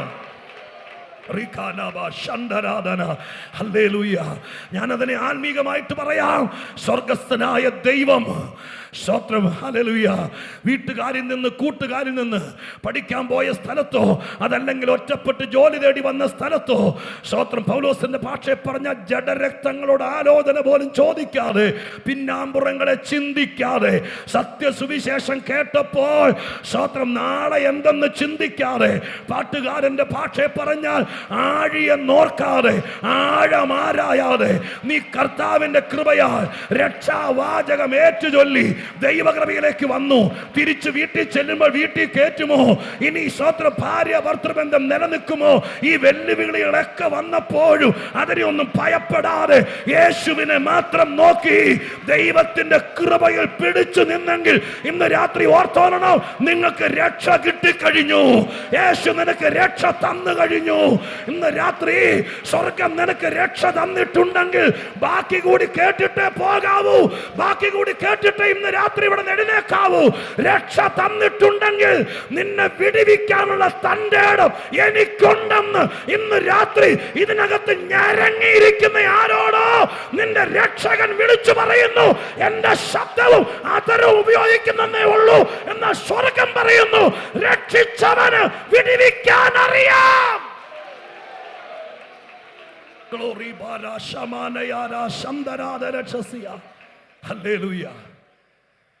ഞാനിങ്ങനെ വേദപുസ്തകം വായിക്കുമ്പോൾ അതിങ്ങനെ പിക്ചറൈസ് ചെയ്യും എന്ന് പറഞ്ഞാൽ ആ രംഗം കണ്ടുകൊണ്ട്, സ്തോത്ര, ഹല്ലേലൂയ, ആ രംഗം. അതുകൊണ്ട് ബൈബിളൊന്നും പൂർണ്ണമായിട്ട് വായിച്ച് തീർന്നിട്ടില്ല ഞാൻ.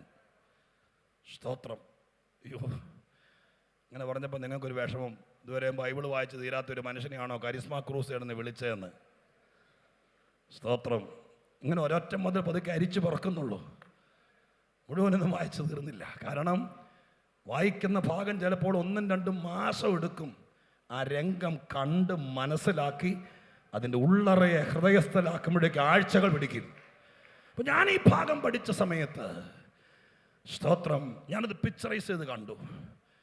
രാത്രി സിംഹക്കൂട്ടിലേക്ക് ചെന്ന്, ദാനിയേലിന് നേരത്തെ ദൈവം ഒന്നും ദൂത് കൊടുത്തില്ല, എൻ്റെ പൊന്നുമോൻ അങ്ങ് പൊക്കോ, ഞാൻ ദൂതനെ വിട്ടേക്കാം, അവിടെ ചെല്ലുമ്പോൾ സിംഹം നിന്നെ മണക്കത്ത് പോലും ഇല്ല എന്നൊന്നും നേരത്തെ പറഞ്ഞിരുന്നെങ്കിൽ പ്രശ്നമില്ലായിരുന്നു. പറഞ്ഞിട്ടില്ലല്ലോ. അപ്പോൾ അതിൻ്റെ നടുവിലേക്ക് ചെന്ന് വീണു.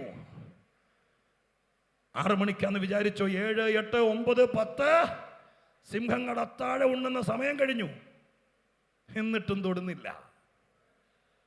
സ്തോത്ര, ഹല്ലേലൂയ, എന്നിട്ടും തൊടുന്നില്ല. 12 മണി കഴിഞ്ഞു, 3 മണി കഴിഞ്ഞു, തൊടുന്നില്ല. സ്തോത്രം. നേരം വെളുത്തൊരു 6 മണി 6:30 മണി ആയി കാണും. രാജാവിന് ഉറക്കം വരാഞ്ഞിട്ട് രാജാവ് സിംഹഗുഹയുടെ വാതിക്കലെത്തി. ഞാൻ ഇങ്ങനെ ചിന്തിച്ചു ആ സമയത്ത്, സ്തോത്രം, രാജാവ് രാവിലെ അവിടെ വന്നില്ലായിരുന്നെങ്കിൽ, അന്നും വന്നില്ല, അടുത്ത ദിവസവും വന്നില്ല, ആ ആഴ്ചയും വന്നില്ല, ആ മാസവും രാജാവ് വന്നില്ലായിരുന്നെങ്കിൽ ദാനിയേലിന്റെ ഗതി നിങ്ങൾക്കൊന്ന് ചിന്തിക്കാമോ? അത്രയും ചിന്തിക്കാനുള്ള കപ്പാസിറ്റി തിരുവല്ലക്കാർക്കില്ലേ? ചിന്തിച്ചേ. ആരും അങ്ങോട്ട് നോക്കിയല്ല. കാരണം അതിനകത്തേക്ക് ഇട്ട സിംഹത്തിന്റെ വായിലേക്ക് ഇട്ട് കൊടുത്തവനെ കുറിച്ച് പിന്നെ നമ്മൾ സ്തോത്രം നോക്കേണ്ട കാര്യമുണ്ടോ? അസ്ഥി പോലും ബാക്കി കാണരുതെന്ന് വിചാരിക്കാം. അപ്പോൾ ഒരാഴ്ച കഴിയുമ്പോൾ ദാനിയേൽ പറയാൻ തുടങ്ങും, എൻ്റെ ദൈവമേ, സിംഹം അങ്ങ് തിന്നാ മതിയായിരുന്നു. കാരണം ഇവിടെ കിടന്ന വെളിച്ചവും ഇല്ല, വെട്ടോ ഇല്ല, ആഹാരം ഇല്ല, കുളിക്കാനും പറ്റിയല്ല, സ്തോത്രം, ഒന്നിനും പറ്റാതെ ഇതിനകത്ത് കിടന്ന ദിവസങ്ങൾ പിന്നിടേണ്ടി വന്നായിരുന്നെങ്കിൽ നരകിച്ചപ്പോൾ പറഞ്ഞേനെ, എൻ്റെ ദൈവം, നമ്മളീ പലരും പറഞ്ഞില്ലേ അന്ന് വണ്ടി ഇടിച്ചപ്പോൾ അങ്ങ് ചത്താ മതിയായിരുന്നു. ഇങ്ങനെ വായിരിക്കുന്ന കേൾക്കണ്ടായിരുന്നു എന്ന് ഞാൻ പറഞ്ഞതാണ്, നിങ്ങൾ പറയില്ലെന്നറിയാം. സ്തോത്രം, മനസ്സിലായോ? എന്നതുപോലെ ദാനിയേൽ പറഞ്ഞേനെ, സിംഹത്തിന്റെ വായിലേക്ക് വീണപ്പോൾ ചത്താ മതിയായിരുന്നു. ഈ കടപ്പ് കിടക്കുന്നതിനേക്കാൾ നല്ലത്. അങ്ങനെ പറയിപ്പിക്കാൻ ദൈവം അനുവദിക്കുകയല്ല. ഇന്ന് രാത്രി കരിസ്മ ക്രൂസേഡിന് വേണ്ടി ദൈവത്തിന്റെ വചനം ഒരുക്കുമ്പോൾ സ്വർഗത്തിലെ ദൈവം എന്നോട് പറഞ്ഞ പ്രധാനപ്പെട്ട ഭാഗം ഇതാണ്. സ്തോത്രം. ആരൊക്കെ എന്തൊക്കെ ചെയ്താലും എൻ്റെ ചോര കൊണ്ട് വീണ്ടെടുക്കപ്പെട്ടവര് വീർപ്പ് മുട്ടി വിഷമിച്ച് നീ ഒരു പരിധിക്കപ്പുറത്തേക്ക് ഒരു രാത്രിയൊക്കെ കിടക്കേണ്ടി വന്നേക്കാം. ഒരു രാത്രിക്കപ്പുറത്തേക്ക് തനിക്ക് പ്രിയമുള്ളവനെ അതിനകത്തിട്ടോണ്ടിരിക്കത്തില്ലെന്ന് നീ തിരുവല്ല പോയി തൻ്റെ ഇടത്തോട് പറഞ്ഞേക്കാം. എന്റെ പ്രാർത്ഥനാ മുറിയിൽ കേട്ടിട്ടാണ് ഞാൻ ഇവിടെ വന്ന് നിങ്ങളോട് പറയുന്നത്. അതുകൊണ്ട് നിങ്ങൾ ഉറപ്പും ധൈര്യമുള്ളവരായിരിക്കും. നിങ്ങൾക്ക് രക്ഷ കിട്ടിയിട്ടുണ്ടെങ്കിൽ ഗ്യാരണ്ടി, ബാക്കി ദൈവം ചെയ്തോളൂ. സ്തോത്രം. ഹല്ലേലൂയ. വേദപുസ്തകം വായിക്കുമ്പോൾ എൻ്റെ ബൈബിളിൻ്റെ സൈഡിൽ ഞാൻ എഴുതി വെച്ചിട്ടുണ്ട്. എത്രയോ വാക്യങ്ങളാണെന്നറിയാമോ? യിരെമ്യാ 15:20, സങ്കീർത്തനം 34:6, 34, 18, 19, അങ്ങനെ ഒത്തിരി വാക്യങ്ങൾ. ഒരുപാട് ഭാഗങ്ങളിൽ ആങ്ങളെയും പെങ്ങളും പോലെ രക്ഷയും വിടുതലും ഒരുമിച്ച് വരുന്ന ഒത്തിരി വാക്യങ്ങൾ ബൈബിളിനകത്തുണ്ട്. ഞാൻ സൂക്ഷിച്ചു നോക്കി ഈ സന്ദേശം തയ്യാറാക്കുമ്പോൾ. വിശിഷ്യ പൊതുജന സമക്ഷം ദൈവത്തിൻ്റെ വചനം പ്രസംഗിക്കാൻ നിയമിക്കപ്പെട്ട ഒരാളെന്ന നിലയ്ക്ക് ഒരിക്കലും അബദ്ധം പറയരുത് എന്നുള്ള പ്രാർത്ഥന കൊണ്ട് ഒന്നോട് ശ്രദ്ധിച്ചു നോക്കിയിടത്തെല്ലാം കണ്ടിരിക്കുന്നത് ആദ്യം രക്ഷ, പിന്നെ വിടുതല്. സ്തോത്രം. അതൊന്നോടെ കേട്ടോ. വിടുതൽ ആദ്യം മേടിച്ചിട്ട് രക്ഷ പിന്നെ ആകട്ടെ എന്ന് വെക്കുന്നവർ ഒരുപാട് ഓടേണ്ടി വരും, ഒത്തിരി ചെരുപ്പ് തയ്യേണ്ടി വരും. എന്നാൽ ഈ പുസ്തകത്തിന്റെ പോളിസി ഞാൻ പറയാം. ആദ്യം രക്ഷ കിട്ടിയാൽ പിന്നെ നിനക്ക് ഗ്യാരണ്ടിയായി. പിന്നെ നീ വഴിയിൽ വീണാലും ദൈവം പൊക്കിയെടുത്തോളും. കാരണം രക്ഷ കൊടുത്തവന്റെ ഉത്തരവാദിത്തമാണ് അവന് വിടുതൽ കൊടുക്കുക എന്നുള്ളത്. രക്തത്താലെ ജയം. ഹല്ലേലൂയ. അതുകൊണ്ട് ഇന്ന് രാത്രികാലം സത്യവചന കേൾവിക്ക് വേണ്ടി കർത്തൃസന്നിധിയിൽ ഇരിക്കുന്ന എൻ്റെ പ്രിയപ്പെട്ടവരോട് പറയാം, സ്തോത്രം, രക്ഷ ഉറപ്പാക്ക്. അത് നിങ്ങൾ മനസ്സുകൊണ്ട് ഉറപ്പാക്ക്. അങ്ങനെയാണെങ്കിൽ ഞാൻ ദാനിയേലിന്റെ കഥ പറയുകയല്ല, കാര്യം അറിയാവുന്ന ആളുകളുടെ ഇടയ്ക്കായതിൻ്റെ പേരില്ല ഒരു സൺഡേ സ്കൂൾ ലെവലിലേക്ക് താഴാത്തത്. കാര്യം പിടികിട്ടുന്നുണ്ടല്ലോ. രക്ഷ എന്ന് പറയുന്നത് വേദപുസ്തകത്തിന്റെ ഏറ്റവും പ്രധാനപ്പെട്ട ഒരു ഉപദേശമാണ്. കർത്താവായ യേശുക്രിസ്തു ലോകത്തിൽ വന്നത് സ്തോത്രം വിടുതൽ തരാനല്ല, രക്ഷ തരാനാണ്. ആ രക്ഷ കാൽവരി ക്രൂശിൽ നമുക്ക് വേണ്ടി തൂങ്ങി മരിച്ച യേശു മാനവരാശിയുടെ പാപത്തിന്റെ പരിഹാരകനാണ്. അവനെ ഹൃദയത്തിൽ വിശ്വസിക്കുമ്പോഴാണ് ഒരു മനുഷ്യന് അക്ഷരികമായി രക്ഷ കിട്ടുന്നത്. ആ രക്ഷ കിട്ടിയിട്ടുണ്ടെങ്കിൽ പിന്നെ അവര് വേറെ എങ്ങും കാലാല് വീഴണമെന്നാണ് സ്വർഗത്തിലെ വചനമേ പറഞ്ഞുകൊണ്ടിരിക്കുന്നത്. ഹല്ലേലൂയ. അപ്പൊ ദാനിയേലിനെ രാത്രി വൈകുന്നേരം 6 മണിക്ക് ദൈവമായ കർത്താവ് എൻ്റെ ഇന്ന് രാത്രിയിലെ സന്ദേശത്തിന്റെ ഭാഷ അനുസരിച്ച് സിംഹത്തിന്റെ വായടച്ച് രക്ഷ കൊടുത്തു. സ്തോത്രം. അന്ന് അവിടെ തകർന്നില്ല. നേരം വെളുത്തൊരു 6:30 ആയപ്പോൾ രാജാവ് വന്നു. രാജാവ് വന്നിട്ട് വിളിച്ചു, ദാനിയേലേ എന്ന് വിളിക്കുമ്പോൾ ദാനിയേൽ സ്തോത്രം സന്തോഷത്തോടെ പ്രതികരിച്ചു, രാജാവ് ദീർഘായുസ്സോടിരിക്കട്ടെ. സ്തോത്രം. ആ തരുണത്തിൽ ദാനിയേലിനോട് ചോദിച്ചു, നിന്റെ ദൈവം നിന്നെ സിംഹങ്ങളുടെ വായിൽ നിന്ന് രക്ഷിപ്പാൻ പ്രാപ്തനായോ എന്ന്. ഞാൻ ആ വാക്യമൊക്കെ വായിച്ചെൻ്റെ ദൈവത്തെ കെട്ടിപ്പിടിച്ച് ആരാധിച്ചിട്ടുണ്ട്. കാരണം ഇന്ന് രാത്രി ഓർത്തോളണം, എത്ര വലിയ സിംഹത്തിൻ്റെ വായിൽ നിന്ന് രക്ഷിപ്പാൻ. സ്തോത്രം. ഹല്ലേലൂയ. എത്ര വലിയ കാട്ടുപോത്തിന്റെ കൊമ്പുകൾക്കിടയിൽ നിന്നും എത്ര വലിയ ബുഭുക്ഷയോടെ അലറുന്ന എത്ര വലിയ വൻകിട ശക്തിയുടെ കയ്യിൽ നിന്നും രക്ഷിപ്പാനും വിടുവിപ്പാനും എൻ്റെ ദൈവത്തിന് കഴിയുമെന്ന് തെളിയിച്ചൊരു ദൈവമാണ് നമ്മൾ ആരാധിക്കുന്ന മഹാദൈവം. ഹല്ലേലൂയ. സ്തോത്രം ചെയ്യുന്നു. ഹല്ലേലൂയ. ഇന്ന് രാത്രി അത് വിശ്വസിക്ക്. കർത്താവിന് നന്ദിയോടെ സ്തോത്രം ചെയ്യ്. നമ്മൾ ഈ പലരും ഇതൊക്കെ അറിയാൻ തുടങ്ങിയിട്ട്, നമ്മുടെ മലയാളിക്കാർ ഇതൊക്കെ സുഗമമായി കേൾക്കാൻ തുടങ്ങിയിട്ട് 100 കൊല്ലമായി കാണത്തുള്ളൂ. പക്ഷേ എൻ്റെ ദൈവം പ്രവർത്തിക്കാൻ തുടങ്ങിയിട്ട് 100 കൊല്ലമല്ല, കാലാന്ത കാലം മുതൽ മനുഷ്യന് വേണ്ടി പ്രവർത്തിക്കുന്ന മഹാദൈവത്തെയാണ് ഇന്ന് രാത്രി കരിസ്മ ക്രൂസേഡിൽ സ്വർഗം ഉയർത്തി കാണിക്കാൻ പറഞ്ഞിരിക്കുന്നത്. അതുകൊണ്ട് ഈ രാത്രി ആത്മാവിൽ പറയാം, ആരെങ്കിലും തെറ്റിദ്ധരിക്കരുത്. ഞങ്ങളുടെ ദൈവത്തിന് 100 വർഷത്തെ പഴക്കമുള്ളൂ എന്ന്. ദൈവം പുരാതനനാണ്, സിംഹാസനാരൂഢനാണ്. ആ ആരെങ്കിലും കണക്ക് പറഞ്ഞതിൽ തെറ്റിദ്ധരിക്കപ്പെടരുത്. ദൈവം പുരാതനനും പുരാതന സിംഹാസനത്തിൽ ഇരിക്കുന്നവനുമായ ദൈവമാണ്.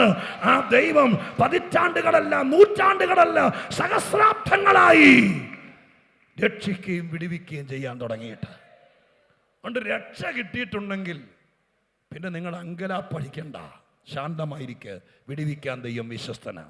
നേരം വെളുത്ത് രാജാവ് വന്ന് വിളിക്കുമ്പോൾ സ്തോത്രം, ദാനിയേൽ ദീർഘായുസ്സോടിരിക്കട്ടെ രാജാവ് എന്ന് പറഞ്ഞ മാത്രയിൽ രാജാവ് ഓടിച്ചെന്ന് സ്തോത്രം സിംഹവായിൽ നിന്ന് അല്ലെങ്കിൽ ഗുഹവായിൽ നിന്ന് കല്ല് മാറ്റി ദാനിയേലിനെ പുറത്തെടുത്തു. രാവിലെ 6 മണിയായപ്പോഴത്തേക്കും ദാനിയേലിനെ പുറത്തു കൊണ്ടുവന്നത് ദാനിയേലിനെ സംബന്ധിച്ച് വിടുതലാണ്. ഇന്ന് രാത്രി ചിലപ്പോൾ 12 മണിക്കൂർ താമസിച്ചേക്കാം വിടുതലിന്. ചിലപ്പോൾ നിങ്ങളുടെ ജീവിതത്തിൽ ഒരാഴ്ച താമസിച്ചേക്കാം, ചിലപ്പോൾ 1 കൊല്ലം താമസിച്ചേക്കാം. ഭയപ്പെടരുത്, ആ രക്ഷയിൽ മുറുകെ പിടിക്കണം. ഹല്ലേലൂയ, സ്തോത്രം. എബ്രായ ലേഖനത്തിനകത്തൊരു വാക്യമുണ്ട്, നിങ്ങളുടെ രക്ഷയുടെ സ്വീകാര്യം എന്ന് പറയപ്പെടുന്നത് ഇളകാതിരിക്കേണ്ട ഒരടിസ്ഥാനമാണ്. അതൊരു ഉടമ്പടിയാണ്, അതൊരു എഗ്രിമെന്റ് ആണ്. അതിനകത്ത് മുറുകെ പിടിച്ചോളണം, ഇളകിപ്പോകരുത്. സ്തോത്രം, ഹല്ലേലൂയ. കെടികെട്ടിയ പ്രവാചകന്മാരോ അത്ഭുത രോഗശാന്തിക്കാരല്ല. എന്റെ വിടുതലിന്റെ ഗ്യാരണ്ടി, എന്റെ വിടുതലിന്റെ ഗ്യാരണ്ടി എന്നെ രക്ഷിച്ച ദൈവമാണെന്ന് ഇന്ന് രാത്രി IPC പ്രയർ സെന്ററിന്റെ പുൽപിറ്റിൽ നിന്ന് ഞാൻ അലറിക്കൂവി വിളിച്ചു പറയുമ്പോൾ എത്ര ദൈവമക്കൾക്ക് ഇന്ന് രാത്രി തലച്ചോറ് തുറന്ന് ചിന്തിക്കാൻ പറ്റൂ. ആരോ പ്രാർത്ഥിക്കാനുള്ളതല്ല എന്റെ ധൈര്യം, എന്റെ രക്ഷയാണ്, എന്റെ വിടുതലിന്റെ ഉറപ്പ്. Hallelujah, hallelujah. എന്നെ ചങ്കിലെ ചോര തന്ന് രക്ഷിച്ചെങ്കിൽ എന്നെ വിഷയത്തിൽ നിന്ന് വിടിവിപ്പാനും അവൻ വിശ്വസ്തനായ ദൈവമാണ്. ബാക്കി കിടക്കുന്ന ഒരല്പസമയം കൊണ്ട് ഒന്നോടെ ഞാൻ പറയാമോ എന്ന് ഗൗരവമായി ചിന്തിക്കാം. ഞാൻ കുറേ വാക്യം സ്തോത്രം ഹല്ലേലൂയ ബൈബിൾ വായിക്കാൻ വേണ്ടി സന്നദ്ധരായിരിക്കുന്ന ആളുടെ എഴുതി കൊടുത്തിട്ടാണ് പുൽപിറ്റിലേക്ക് കയറി വന്നത്. പക്ഷേ സ്തോത്രം ഹല്ലേലൂയ എല്ലാ വാക്യമൊന്നും വായിക്കാൻ പറ്റുമെന്ന് തോന്നുന്നില്ല. വായിക്കാനിരിക്കുന്ന ആൾ എന്നോട് ക്ഷമിക്കുക. അടുത്ത കൊല്ലം എന്നെ വിളിക്കുകയാണെങ്കിൽ തീർച്ചയായിട്ടും എല്ലാ വാക്യം സ്തോത്രം വായിപ്പിക്കാം. ഈ കൊല്ലം എല്ലാം പറ്റുമെന്ന് എനിക്ക് തോന്നുന്നില്ല. ഒക്കുന്നിടത്തോളം വായിക്കാം. സ്തോത്രം കേൾക്കണേ.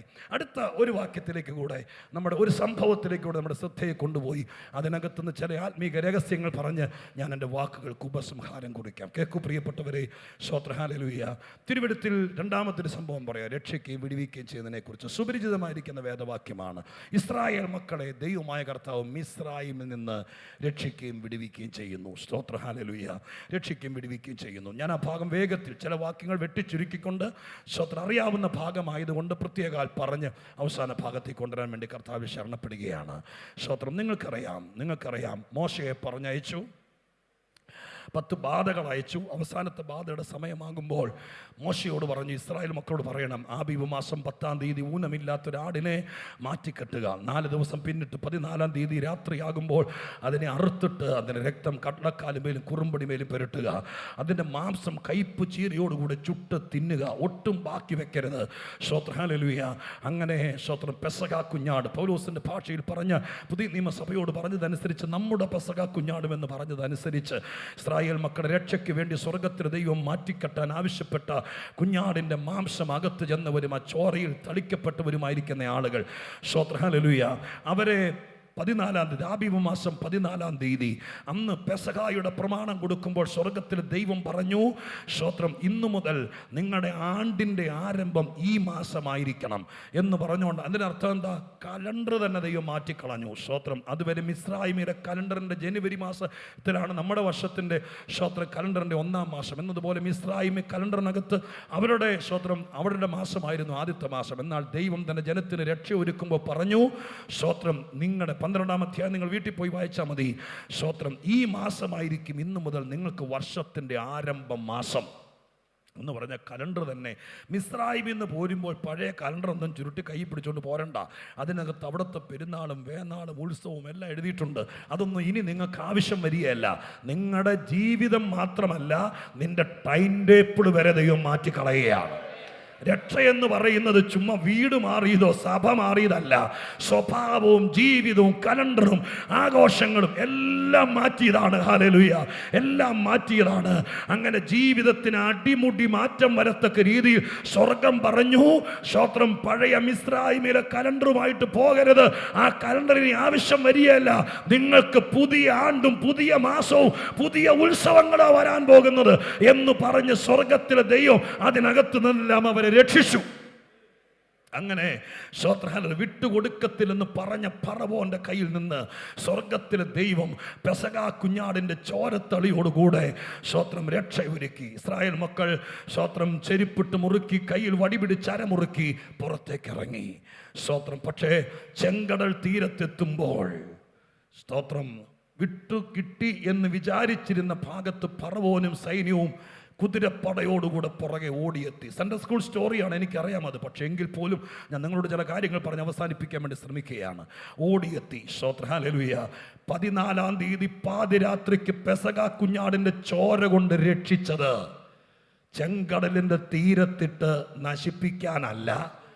അന്ന് രാത്രി രക്ഷിക്കാൻ അറിയാമെങ്കിൽ ഇന്ന് രാത്രി വിടുവിക്കാനും ദൈവത്തിനറിയാം. ഇന്ന് രാത്രി വിശ്വസിച്ചോളണം.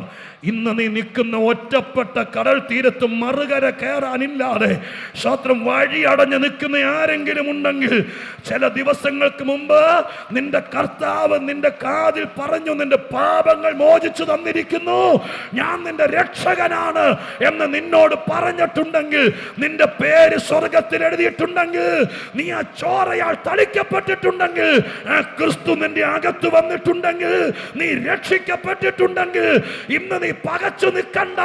ലാസ്റ്റ് മിനിറ്റുകൾ കൗണ്ട് ഡൗൺ നടക്കുകയാണ്. 9, 8, 7, 6. ഹല്ലേലൂയ. താഴേക്ക് വരുമ്പോൾ അവസാന നിമിഷത്തിൽ സ്വർഗത്തിലെ ദൈവത്തിന്റെ വിടുതൽ അവിടെ സംഭവിച്ചു. ഇനി ഞാൻ സ്തോത്രം, ഹല്ലേലൂയ, ദൈവത്തിന്റെ ആത്മാവ് എന്നെ ഏൽപ്പിച്ചൊരു ദൂതോടെ പറഞ്ഞ അവസാന ഭാഗത്തേക്ക് വരാം. കേൾക്കൂ പ്രിയപ്പെട്ടവരെ, ഹല്ലേലൂയ. നോക്കൂ, ചെങ്കടൽ പിളർന്നത് നമുക്കറിയാം. എന്നാൽ വിശുദ്ധ ബൈബിളിനകത്ത് 5 വ്യത്യസ്ത സ്ഥലങ്ങളിൽ കടൽ പിളർന്നതിനെ കുറിച്ച് എഴുതിയിട്ടുണ്ട്. സ്തോത്രം. പുറപ്പാട് പുസ്തകം 14-ാം അധ്യായം ഒരു പത്ര റിപ്പോർട്ടറെ പോലെ ദൃക്സാക്ഷി വിവരണമാണ്, ഒരു ചരിത്രമാണത്. അന്ന് അവിടെ സംഭവിച്ചത് എന്തെന്നുള്ള കാര്യത്തെക്കുറിച്ച് വ്യക്തമാണ്.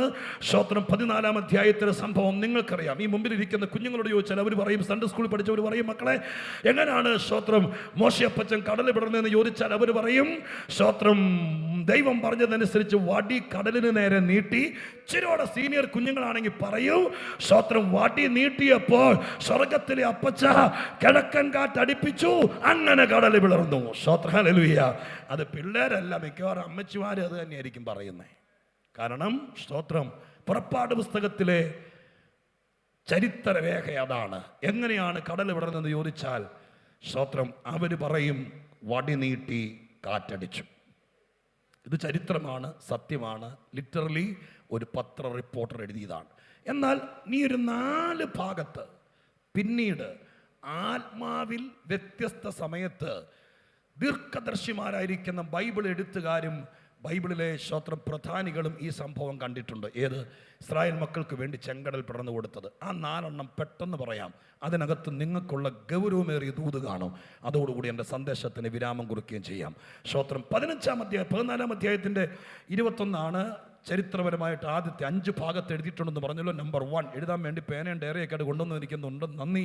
നിങ്ങൾ കാണിക്കുന്ന ആത്മാർത്ഥതയ്ക്ക് സ്വർഗം പ്രതിഫലം തരട്ടെ എന്ന് പറഞ്ഞുകൊണ്ട് ആദ്യം എഴുതുന്നവർ 14-21 എഴുതിക്കോ പുറപ്പാട് പുസ്തകം. രണ്ടാമത് 15:8. അതൊന്ന് വായിച്ചു കേൾപ്പിക്കണം. 15:8 പെട്ടെന്ന് വായിക്കാമോ? 15:8.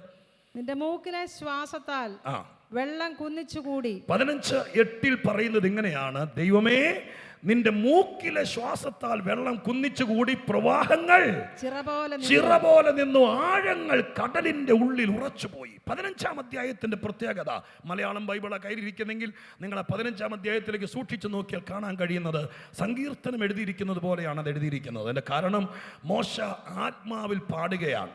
നേരത്തെ എഴുതിക്കൊണ്ടുവന്നൊരു പാട്ടല്ല പാടുന്നത്. സ്തോത്രം. അവിടെ ആ കടൽ കയറിയപ്പോൾ മോശയുടെ ഹൃദയത്തിൽ തെളിഞ്ഞു വന്നൊരു പാട്ട് പാടുകയാണ്. കൂടെ സംഘഗാനമാണ്. സ്തോത്രം. ഹല്ലേലൂയ. ഞാൻ ആ ഭാഗം ഒരിക്കൽ പ്രസംഗിച്ചപ്പോൾ ഇങ്ങനെ പറഞ്ഞു, എന്നെ അത് വീണ്ടും പ്രേരിപ്പിക്കുന്നുണ്ട്. ഇവിടെ പറയാം. ഈ കടലിന് 2 കരയുണ്ട്. നിങ്ങളെല്ലാവരും ഒന്ന് ശ്രദ്ധിച്ച് കേട്ടെ. ഈ കടലിന് 2 കരയുണ്ട്. ഈ കടലിൻ്റെ അങ്ങേ കരയിൽ മോശ ഒറ്റയ്ക്ക് നിന്ന് കരയുകയാണ്. ബാക്കി എല്ലാവരും കളിയാക്കുകയാണ്, കുറ്റം പറയുകയാണ്, കല്ലെറിയാൻ നിൽക്കുകയാണ്.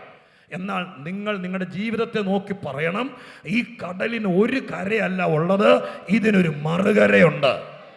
ഹല്ലേലൂയ. മറുകരയിൽ മോശ ഒറ്റയ്ക്കല്ല, മോശ കരയുകയല്ല. മറുകരയിൽ മോശയുടെ കൂടെ അങ്ങേ കരയിൽ എറിയാൻ കല്ലെടുത്തവരും, അങ്ങേ കരയിൽ കുറ്റം പറഞ്ഞവരും, അങ്ങേ കരയിൽ നിന്ദിച്ചവരും ഇങ്ങേ കരയിൽ മോശയുടെ കൂടെ നിന്ന് പാട്ടുപാടുകയാണ്. ഇന്ന് രാത്രി വിശ്വസിച്ചോ, നിന്റെ ജീവിതത്തിനൊരു മറുകരയുണ്ട്, നിന്റെ വിഷയത്തിനൊരു മറുകരയുണ്ട്. ഇന്ന് നീ കടന്നു പോകുന്ന ഈ കേസിനൊരു മറുകരയുണ്ട്. ഇതിന്റെ ഇങ്ങേ കരയിൽ നിന്നാണ് നീ ഇന്ന് രാത്രി കരയുന്നതെങ്കിൽ ഇതിനൊരു മറുകരയുണ്ട്. മറുകരയുണ്ട്. ആ മറുകരയിൽ നിന്നെ എതിർത്തവർ, നിന്നെ നിന്ദിച്ചവർ, നിനക്കെതിരെ കേസ് കൊടുത്തവർ, കള്ളസാക്ഷ്യം പറഞ്ഞവർ, ഇവരെല്ലാവരും, ഞാൻ പറയുന്നത് അങ്ങ് സ്വർഗത്തിൽ ചെന്നതിന് ശേഷമല്ല, ഇവിടെ ഈ കടലിനൊരു മറുകരയുള്ളത് പോലെ ഇവിടെ ഇത് ഈ വിഷയത്തിനൊരു മറുകരയുണ്ട്.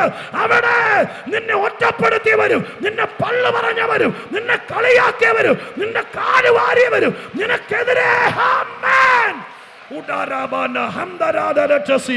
വിശ്വസിച്ചിരുന്നു.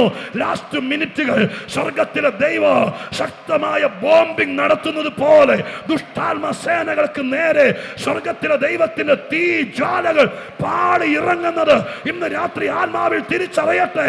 നീ വിശ്വസിക്ക. ഈ വിഷയത്തിനൊരു മറുകരയുണ്ട്. ഈ നിന്നയ്ക്ക്, ഈ പരിഹാസത്തിന്, നിനക്കെതിരെ വന്നിരിക്കുന്ന സകല കേസുകൾക്കും ഒരു പര്യവസാനമുണ്ട്, ഒരു മറുകരയുണ്ട്. അവിടെ നീ ഒറ്റയ്ക്കായിരിക്കില്ല, അവിടെ നീ കരയുകയായിരിക്കില്ല. അവിടെ നിന്റെ കൂടെ പാടാനും സ്തോത്രം ഹല്ലേലൂയ നിന്നോടൊപ്പം സ്തുതിക്കാനും ആളുകളെ ദൈവം നിനക്ക് ഒരുക്കും. വിശ്വസിക്കുന്നവർ സ്തോത്രം ചെയ്താട്ടെ. ആ പാട്ട് പാടുന്ന കൂടെ മോശ ആത്മാവിൽ പറയുകയാണ്, ആത്മാവിൽ കണ്ടുകൊണ്ട് പറയുകയാണ്. കണ്ടു പറഞ്ഞു വരുമ്പോൾ അദ്ദേഹം പറയുകയാണ് 8-ാം വാക്യത്തിൽ എന്താ പറഞ്ഞത്? നിന്റെ ദൈവമേ, നിന്റെ മൂക്കിലെ ശ്വാസത്താൽ പ്രവാഹങ്ങൾ സ്തോത്രം, വെള്ളം ചിറ പോലെ നിന്നു, പ്രവാഹങ്ങൾ കുന്നിച്ചുകൂടി, ആഴത്തിന്റെ അടിയിൽ വെള്ളം ഉറച്ചുപോയി. ചെങ്കടൽ പിടർന്ന കാര്യമല്ല എഴുതിയിരിക്കുന്നത്. അപ്പൊ ആത്മാവിൽ കയറിയപ്പോ മോശ വടി നീട്ടിയതും പറഞ്ഞില്ല, കിഴക്കൻ കാറ്റിന്റെ കാര്യവും പറഞ്ഞില്ല. ആത്മാവിൽ കയറിയപ്പോ പറയാണ്, അത് കിഴക്കൻ കാറ്റല്ലായിരുന്നു, പിന്നെയോ ദൈവത്തിന്റെ മൂക്കിലെ ശ്വാസമായിരുന്നത്. സ്തോത്രം ഹല്ലേലൂയ. ഇന്ന് രാത്രി നിങ്ങൾ വീട്ടിൽ പോയിട്ട് ഇതുപോലെ കുഴിയുള്ള ഒരു പ്ലേറ്റിനകത്തേക്ക് നിങ്ങൾ അല്പം വെള്ളം ഒഴിച്ചിട്ട് നിങ്ങൾ അതിലേക്ക് ഊതി നോക്കുമ്പോൾ ഈ പ്ലേറ്റിലെ വെള്ളം അങ്ങോട്ട് തള്ളി മാറിയിട്ട് പ്ലേറ്റിന്റെ അടി തെളിയും. സ്തോത്രം. ഞാനോ നിങ്ങളോ ഊതിയാൽ കഞ്ഞി കുടിക്കുന്ന പ്ലേറ്റിന്റെ അടിയിൽ 1/2 ഗ്ലാസ് വെള്ളമേ നീങ്ങത്തുള്ളൂ. എന്നാൽ എന്റെ ദൈവം ഊതിയാൽ, ആമേൻ, ഇന്ന് രാത്രി യേശുവിന്റെ നാമത്തിൽ കരിസ്മ ക്രൂസാഡിൽ പങ്കെടുക്കുന്നവർ കേൾക്ക്, എന്റെ ദൈവം ഊതിയാൽ ഒരു ഗ്ലാസ് വെള്ളമല്ല, 1 ലിറ്റർ വെള്ളമല്ല, ഒരു ചെറിയ തോട്ടിലെ വെള്ളമല്ല, ഒരു കടലിലെ വെള്ളം മുഴുവൻ ദൈവത്തിന്റെ മൂക്കിലെ ശ്വാസത്തിന്റെ ഊത്തിനാൽ ഒരു സ്ഥലത്തേക്ക് കുന്നിച്ചു മാറി. അതവിടെ ഉറച്ചുപോയി. അതിന്റെ നടുവിലൂടെ തന്റെ ജനം കടന്നു പോയി തീരുന്നത് വരെയും എന്റെ ദൈവത്തിന്റെ മൂക്കിലെ ശ്വാസത്താൽ വെള്ളം അവിടെ നിന്നു. അങ്ങനെയാണെങ്കിൽ ഇന്ന് രാത്രി ഞാൻ ഉൽപ്പത്തി മുതൽ വെളിപ്പാട് വരെ ദൈവത്തിന്റെ ശ്വാസത്തെക്കുറിച്ച് വായിച്ചിട്ടുണ്ട്, കണ്ടിട്ടുണ്ട്. സ്തോത്രം. ഈ തെസ്സലോനിക്ക ലേഖനത്തിനകത്തൊക്കെ സമയം കുതിച്ചു പായുന്നെങ്കിലും പറയാം. തെസ്സലോനിക്ക ലേഖനത്തിനകത്തൊക്കെ 2 തെസ്സലോനിക്ക 2-ന്റെ 8-ാമത്തെ 7-ാമത്തെ വാക്യം വായിച്ചാൽ സ്തോത്രം, അധർമ്മത്തിന്റെ വ്യാപാരം ഇപ്പോഴേ വ്യാപരിക്കുന്നുണ്ട്. ഇനി കുറച്ചുകൂടെ കഴിയുമ്പോൾ അധർമ്മ മൂർത്തി വെളിപ്പെട്ടു വരും. അപ്പോൾ കർത്താവ് അവനെ തൻ്റെ മൂക്കിലെ ശ്വാസത്താൽ ഒടുക്കി കളയുമെന്ന് എഴുതിയിരിക്കുന്നേ. ഹല്ലേലൂയ. നിങ്ങളുടെ വാക്കിന്റെ ഗൗരവം കണ്ടേ. സ്തോത്രം. ഞാൻ ദൈവത്തെ ആരാധിക്കുന്നത്. സ്തോത്രം. ഹല്ലേലൂയ. സ്തോത്രം. ഹല്ലേലൂയ. എനിക്ക് TV പ്രസംഗിക്കാൻ പറ്റിയെന്നോ, എനിക്ക് 3 പിള്ളേരെ തന്നെന്നോ, എനിക്ക് വണ്ടി തന്നെന്നോ ഓർത്തിട്ടല്ല. പണ്ടൊക്കെ അങ്ങനെയായിരുന്നു. പക്ഷെ ഇപ്പോൾ പലപ്പോഴും അതുകൊണ്ടല്ല ആരാധിക്കുന്നത്. പിന്നെ എന്താണെന്നറിയാമോ? എൻ്റെ ദൈവത്തിൻ്റെ പ്രതാപം എത്ര വലുതാണ്, എൻ്റെ ദൈവത്തിൻ്റെ ശക്തി എത്ര വലുതാണ്. അവൻ ആരാന്നറിയുമ്പോൾ സ്തോത്രം. ഹല്ലേലൂയ. അവനെ മഹത്വപ്പെടുത്തുന്നതിൽ കണക്കില്ല. ഹല്ലേലൂയ. എന്നെ ഒന്ന് ശ്രദ്ധിച്ച് 5 മിനിറ്റ് കൊണ്ട് ഞാൻ നിർത്താം. കേട്ടെ? സ്തോത്രം. ഹല്ലേലൂയ. സ്തോത്രം. ഹല്ലേലൂയ. ബഹുമാനപ്പെട്ട സാറ് നമ്മുടെ സാറാണ്. സ്തോത്രം. നമ്മളെ സംബന്ധിച്ച്, സഭയെ സംബന്ധിച്ച് ആൻ്റണി സാറ് നമുക്ക് പ്രിയങ്കരനാണ്. സ്തോത്രം. കർത്താവ് എനിക്ക് ഒരു 5 മിനിറ്റോടെ ശ്രദ്ധിച്ചോളൂ. സ്തോത്രം. ഹല്ലേലൂയ. കേൾക്കൂ. സ്തോത്രം. ഹല്ലേലൂയ. ആ വാക്ക് നിങ്ങൾ കേട്ടോ. നിങ്ങൾ സ്തോത്രം ശ്രദ്ധിക്കൂ. കർത്താവ് അധർമ്മത്തിന്റെ മൂർത്തി വെളിപ്പെട്ടു വരും. ഇപ്പോൾ അധർമ്മത്തിന്റെ ഒരു വ്യാപാരമേ ഉള്ളൂ. എന്നാൽ യേശു മടങ്ങി വന്ന് സഭയെ ചേർത്തതിന് ശേഷം തടുക്കുന്നവൻ വഴിയിൽ നിന്ന് മാറിക്കഴിയുമ്പോൾ സാക്ഷാൽ പിശാച് ആളത്വത്തിൽ വെളിപ്പെട്ടു വരും. അങ്ങനെ ആളത്വത്തിൽ വെളിപ്പെട്ടു വരുമ്പോൾ യേശു ക്രിസ്തു നെഞ്ചത്തടിച്ചോണ്ട് സ്വത്ര സഖ്യകക്ഷികളെ കൂട്ടിന് വിളിച്ച്, ദൂതന്മാരെ വിളിച്ചിറക്കി, അയ്യോബത്തോ വിളിച്ച് 6.5 മാസം യുദ്ധം ചെയ്ത് തീർക്കുമെന്നല്ല പൗലോസ് എഴുതിയത്. നിങ്ങളെ വാക്യം ശ്രദ്ധിച്ചോ?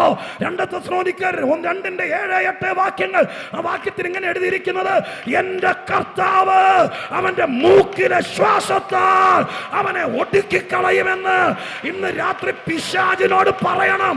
യേശുവിന്റെ നാമത്തിൽ വിശ്വസിക്കുന്ന രക്ഷ കിട്ടിയ ദൈവമക്കളോടാണ് ഇന്ന് രാത്രി ദൈവം പ്രിയം വെച്ച് ദൂത് പറയുന്നത്.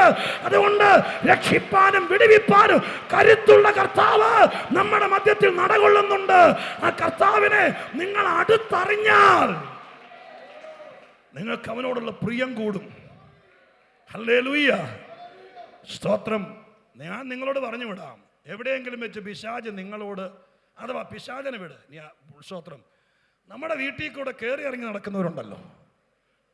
സ്തോത്രം. നമുക്ക് പ്രശ്നമുണ്ട്, നമ്മളെ ഒതുക്കാൻ നോക്കിയിട്ടുണ്ട്, 4-ാം വേദമുണ്ട്, സ്തോത്രം, കൂടോത്രം ഉണ്ടെന്നൊക്കെ പറഞ്ഞു വരുന്നവരുണ്ടല്ലോ. അയ്യോ, തിരുവല്ലയിൽ ഇല്ല, അതിനായിട്ട് സ്തോത്രം. അങ്ങനെ ആരെങ്കിലും വന്ന് പറയുവാണെങ്കിൽ അവരോടെങ്കിലും പറയണം. യേശുവിനോട് ആത്മാർത്ഥതയുണ്ടെങ്കിൽ അവരോടെങ്കിലും പറയണം, അച്ഛൻ അവിടെ നിന്നേന്ന് പറയണം. എന്നിട്ട് പറയണം, എന്തൊക്കെ ഉണ്ടെങ്കിലും എൻ്റെ കർത്താവിനൊരു ഊത്തിനെ ഉള്ളൂ. സ്തോത്രം. അതുകൊണ്ട് ആ കാര്യം പേടിക്കേണ്ട കാര്യമില്ല. അതിന് പ്രത്യേകിച്ച് ഉപവാസം വെക്കേണ്ടത് നിന്റെ ആത്മീക വർധനവിനും, നിന്റെ പുരുഷത്വത്തിനും, നിന്റെ രക്ഷയ്ക്കും, നിന്റെ ആത്മീക ഉയർച്ചയ്ക്കും വേണ്ടി ഉപവസിക്കാം.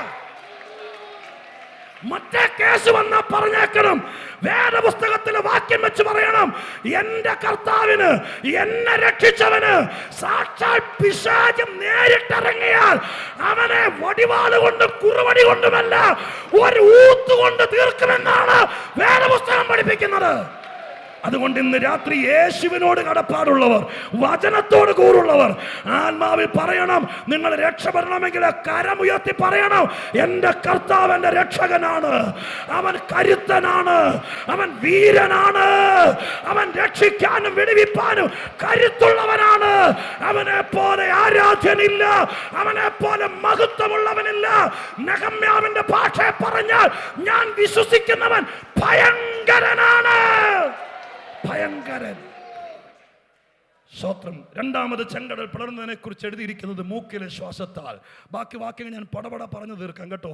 Last hallelujah. അടുത്തത് 106-ാം സങ്കീർത്തനത്തിന് 9-ാം വാക്യം വായിച്ചാൽ അവിടെ കാണാൻ കഴിയുന്നത് ഇങ്ങനെയാണ്. 106-ാം സങ്കീർത്തനം അതിന്റെ 9-ാമത്തെ വാക്യത്തിനകത്ത് എഴുതിയിരിക്കുന്നത് നിങ്ങൾ വായിച്ചു നോക്കിയ പച്ചക്ക് എഴുതിയിട്ടുണ്ട് സങ്കീർത്തനക്കാരൻ. എന്താ എഴുതിയിരിക്കുന്നത്? അവൻ ചെങ്കടലിനെ ശാസിച്ചു, അത് ഉണങ്ങിപ്പോയി. ഓക്കെ, ചുരുക്കി പറയാം. പുറപ്പാട് 14 പറഞ്ഞത് വടി നീട്ടിയിട്ടാണ്, കാറ്റ് വന്നിട്ടാണ്. പുറപ്പാട് 15 പറഞ്ഞത് മൂക്കിലെ ശ്വാസം കൊണ്ടാണ്. കുറെ കാലങ്ങൾക്ക് ശേഷം 106-ാം സങ്കീർത്തനം എഴുതിയ മനുഷ്യൻ സങ്കീർത്തനം എഴുതുമ്പോൾ ആത്മക്കണ്ണുകൊണ്ട് അദ്ദേഹം കണ്ടു. ബൈബിളാണ്, തോന്നിയത് എഴുതി വെക്കാൻ പറ്റിയല്ല. ആത്മക്കണ്ണുകൊണ്ട് അദ്ദേഹം കണ്ടത് കിഴക്കൻ കാറ്റുമല്ല, വടി നീട്ടിയതുമല്ല, ശ്വാസവുമല്ല, ദൈവം കടലിനെ ശാസിച്ചു. അതുകൊണ്ട് ഞാൻ കൂടെ ഞാൻ ശുശ്രൂഷിക്കുന്ന സഭയിൽ പറയാറുണ്ട്, ഒരാത്മീകതയ്ക്ക് ഒരു കാണാത്ത വശമുണ്ട്, കാണുന്ന വശമുണ്ട്. എന്നോട് വടി നീട്ടാൻ പറഞ്ഞാൽ ഞാൻ വടി നീട്ടി നിൽക്കുമ്പോൾ എൻ്റെ ദൈവം എനിക്ക് ചെയ്യാൻ പറ്റാത്തത് ചെയ്തുകൊണ്ടിരിക്കും. ഇന്ന് രാത്രി സ്വർഗത്തിലെ ദൈവം ഹല്ലേലൂയ ഇവിടെ വന്ന് യോഗം കേൾക്കാൻ പറഞ്ഞാൽ, 2 ദിവസം ഉപവസിച്ച് പ്രാർത്ഥിച്ചിരിക്കാൻ പറഞ്ഞാൽ, അതങ്ങ് ചെയ്താൽ അതിൻ്റെ പുറകിൽ ചെയ്യേണ്ടവൻ ചെയ്യേണ്ടതുപോലെ ചെയ്യാൻ കരുത്തനായ ദൈവമാണ്. 106-ാം സങ്കീർത്തനത്തിൽ വായിച്ചത്, മൂക്കിലെ ശ്വാസത്താൽ അവന്റെ ശാസനയാൽ കടൽ പിളർന്നു. അപ്പൊ നമ്മൾ അറിയാതെ, മോശ പോലും അറിയാതെ, മോശ വടി നീട്ടിയപ്പോൾ ദൈവം കടലിനെ ശാസിച്ചു. ഇന്ന് രാത്രി ഞാൻ നിങ്ങളോട് പറയാം, ആർക്കും ഒതുങ്ങാത്ത കടലിനെ സ്വർഗം ശാസിച്ചാൽ ഒതുങ്ങുക മാത്രമല്ല, അവനൊരു വഴിയായി മാറി നിൽക്കും. ഇന്ന് രാത്രി വേണമെങ്കിൽ പ്രാർത്ഥിച്ചു, ജീവിക്കാൻ സമ്മതിക്കാത്ത ഏതെങ്കിലും വിഷയങ്ങൾ നിങ്ങളുടെ കൂടാരത്തിന് ചുറ്റും കിടക്കുന്നുണ്ടെങ്കിൽ നിങ്ങൾ കേസിനും വഴക്കിനും ഒന്നും പോകരുത്. നമ്മൾ പിടിച്ചെടുത്തെങ്കിൽ നിൽക്കുകയല്ല. എന്നാൽ സ്വർഗത്തിൽ ഒരു ദൈവമുണ്ട്. പണ്ട് കടലിനെ ശാസിച്ചൊതുക്കിയവൻ ആ ദൈവം എൻ്റെ ദൈവമാണ്. അവൻ രക്ഷിക്കുന്നവനും വിടുവിക്കുന്നവനും ആകയാൽ അവൻ ശാസിച്ചാൽ പിളരാത്ത വിഷയമില്ല. അത് ദൈവത്തെ ഏൽപ്പിക്കുക. നാലാമത്തത് യെശയ്യാപ്രവചനം 63:12 വായിക്കുന്നുണ്ട്. ആ വാക്യം ഇങ്ങനെയാണ്, മോശയുടെ വലങ്കയിൽ ദൈവത്തിൻ്റെ കൈ വരുമാറാക്കി. സ്തോത്രം, ഹല്ലേലൂയ. അത് യെശയ്യാവാ കാണുന്നത്. സ്തോത്രം. സങ്കീർത്തനക്കാരൻ കണ്ടപ്പോൾ ശാസിച്ചതാ കണ്ടത്.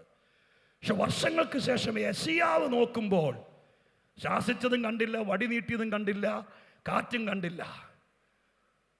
അവിടെ കണ്ടത് യഹോവയുടെ മഹത്വമുള്ള ഭുജം, മോശയുടെ വലങ്കൈ വടി നീട്ടി ഒരു പൊട്ടനെ പോലെ. പാപം മനുഷ്യൻ ഉള്ളുകൊണ്ട് കരഞ്ഞ് തേങ്ങി എന്താ സംഭവിക്കാൻ പോകുന്നതെന്നറിയാതെ അലറി ഒഴുകുന്ന കടലിന്റെ നടുവിൽ ദൈവം പറഞ്ഞത് കേട്ട് 6 ലക്ഷം പുരുഷന്മാരും ബാക്കിയുള്ള സ്ത്രീകളും നോക്കി നിൽക്കുമ്പോൾ, ഒരു പൊട്ടനെ പോലെ വടി നീട്ടി നിൽക്കുമ്പോൾ, ആരും കാണാതെ സൃഷ്ടിപ്പിന്റെ മഹത്വത്തിന്റെ കരം, ആ കരം മോശയുടെ വലങ്കൈയിലേക്ക് ഇറങ്ങി വന്നു.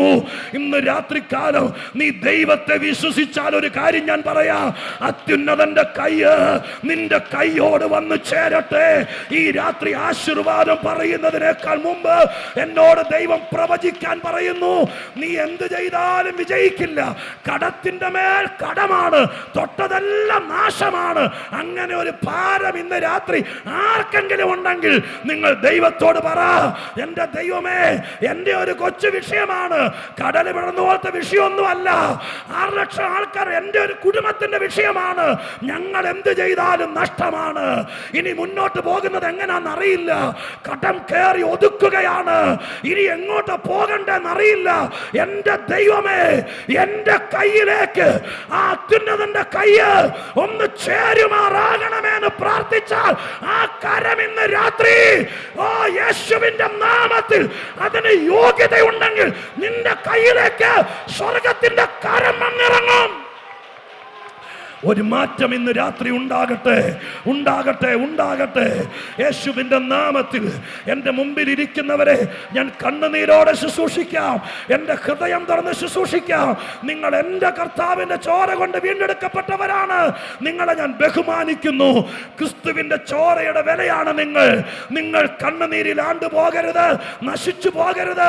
ഞാനിവിടെ നിർത്തുമ്പോൾ സ്വർഗം പറയുന്നു, നിന്റെ കയ്യിൽ ഞാൻ പിടിക്കാം, നിന്റെ കയ്യിൽ എൻ്റെ കരം കൊണ്ടുവരാം. ശുശ്രൂഷകന്മാരോടും പറയുന്നു, ആ കൈയുടെ മീതെ ദൈവത്തിന്റെ കൈ വന്നാൽ, ഹല്ലേലൂയ, നിന്റെ കരം തൊടുന്നവർക്ക് അനുഭവിക്കാൻ പറ്റും. ഹല്ലേലൂയ. ദൈവാത്മാവിൽ ഞാൻ പ്രാർത്ഥിക്കുന്നു, സ്വർഗമേ, വിശുദ്ധിയോടും കൃപയോടും കൂടി നിൽക്കുന്ന പക്ഷം ആ കരം നിന്റെ കയ്യിൽ ഇറങ്ങി വന്നാൽ നിന്റെ ജീവിതം മാറും, നിന്റെ കൈയുടെ സ്ഥിതി മാറും, നിന്റെ ജീവിതത്തിന്റെ നിലവാരം മാറും. സ്വർഗം അത് ചെയ്യുമെന്നോർത്ത് സ്തോത്രം ചെയ്യുകയാണ്. ലാസ്റ്റ് വാക്ക് ഞാൻ ബൈബിൾ അടച്ചുകൊണ്ട് പറയാം. യെശയ്യാപ്രവചനം 51-ാം അധ്യായത്തിന്റെ 9 മുതൽ 11 വരെയാണ്. അതൊരു പ്രാർത്ഥനയാണ്. യഹോവയുടെ ഭുജമേ, ഉണരുക, ഉണരുക, ശക്തി ധരിച്ചു കൊള്ളുക. സ്തോത്രം. പണ്ടത്തെ കാലത്തെ പോലെ, പൂർവ്വകാലത്തെ പോലെ ഒന്നോടെ ഉണരുക. സ്തോത്രം. എന്നിട്ട് എഴുതിയിരിക്കുകയാണ്, രഹബിനെ വെട്ടി മഹാസർപ്പത്തെ കുത്തിക്കളഞ്ഞത് നീയല്ലയോ? സമുദ്രത്തെ വലിയ ആഴിയിലെ വെള്ളങ്ങളെ തന്നെ വറ്റിച്ചു കളയുകയും വീണ്ടെടുക്കപ്പെട്ടവർ കടന്നു പോകേണ്ടതിന് സമുദ്രത്തിന്റെ ആഴത്തെ വഴിയാക്കുകയും ചെയ്തത് നീയല്ലയോ? പകുതി പ്രസംഗം ബാക്കി അവിടെ കിടക്കുകയാണ്. ആ പ്രാർത്ഥന യഹോവയോടല്ല, യഹോവയുടെ ഭുജമേ. സ്തോത്രം. യെശയ്യാ പ്രവചനത്തിലെ യഹോവയുടെ ഭുജം എന്ന സംബോധനയോടെ വിളിക്കുന്നത് കർത്താവായ യേശുവിനെയാണെന്നുള്ളതിൻ്റെ തെളിവുകൾ ബൈബിളിനകത്തുണ്ട്. അത് ചോദിക്കുകയാണ്, വീണ്ടെടുക്കപ്പെട്ടവർ കടന്നു പോകേണ്ടതിന് ആഴിയുടെ വെള്ളത്തെ വറ്റിച്ച് സമുദ്രത്തിൻ്റെ അടിയിൽ വഴി ഉണ്ടാക്കിയത് നീയല്ലേ? എങ്ങനെയാ? രഹബിനെ വെട്ടി മഹാസർപ്പത്തെ കുത്തി എന്ന് എഴുതിയിരിക്കുന്നു. അതിനർത്ഥം എന്താ? സ്തോത്രം. ഇസ്രായേൽ ജനം കടന്നു പോകുമ്പോൾ ഈ സംഭവങ്ങളൊക്കെ വന്നതിന്റെ രഹസ്യം എന്താ? പറയുന്നു, രഹബ് ദ മാസ്റ്റർ ഓഫ് സീ എന്നാണ് അതിൻ്റെ ബൈബിൾ ഡിക്ഷണറി പറയുന്നത്. കടലിൻ്റെ നായകൻ, മഹാസർപ്പം, പഴയ പാമ്പ്, ഇതിനെ രണ്ടിനെയും കടൽ തീരത്തിട്ട് യഹോവയുടെ ഭുജം വെട്ടി കുത്തി. ഈ രണ്ട് കാര്യങ്ങൾ നടന്നപ്പോൾ കടൽ പതുക്കെ ഒതുങ്ങിക്കൊടുത്തു, വഴിയുണ്ടായി.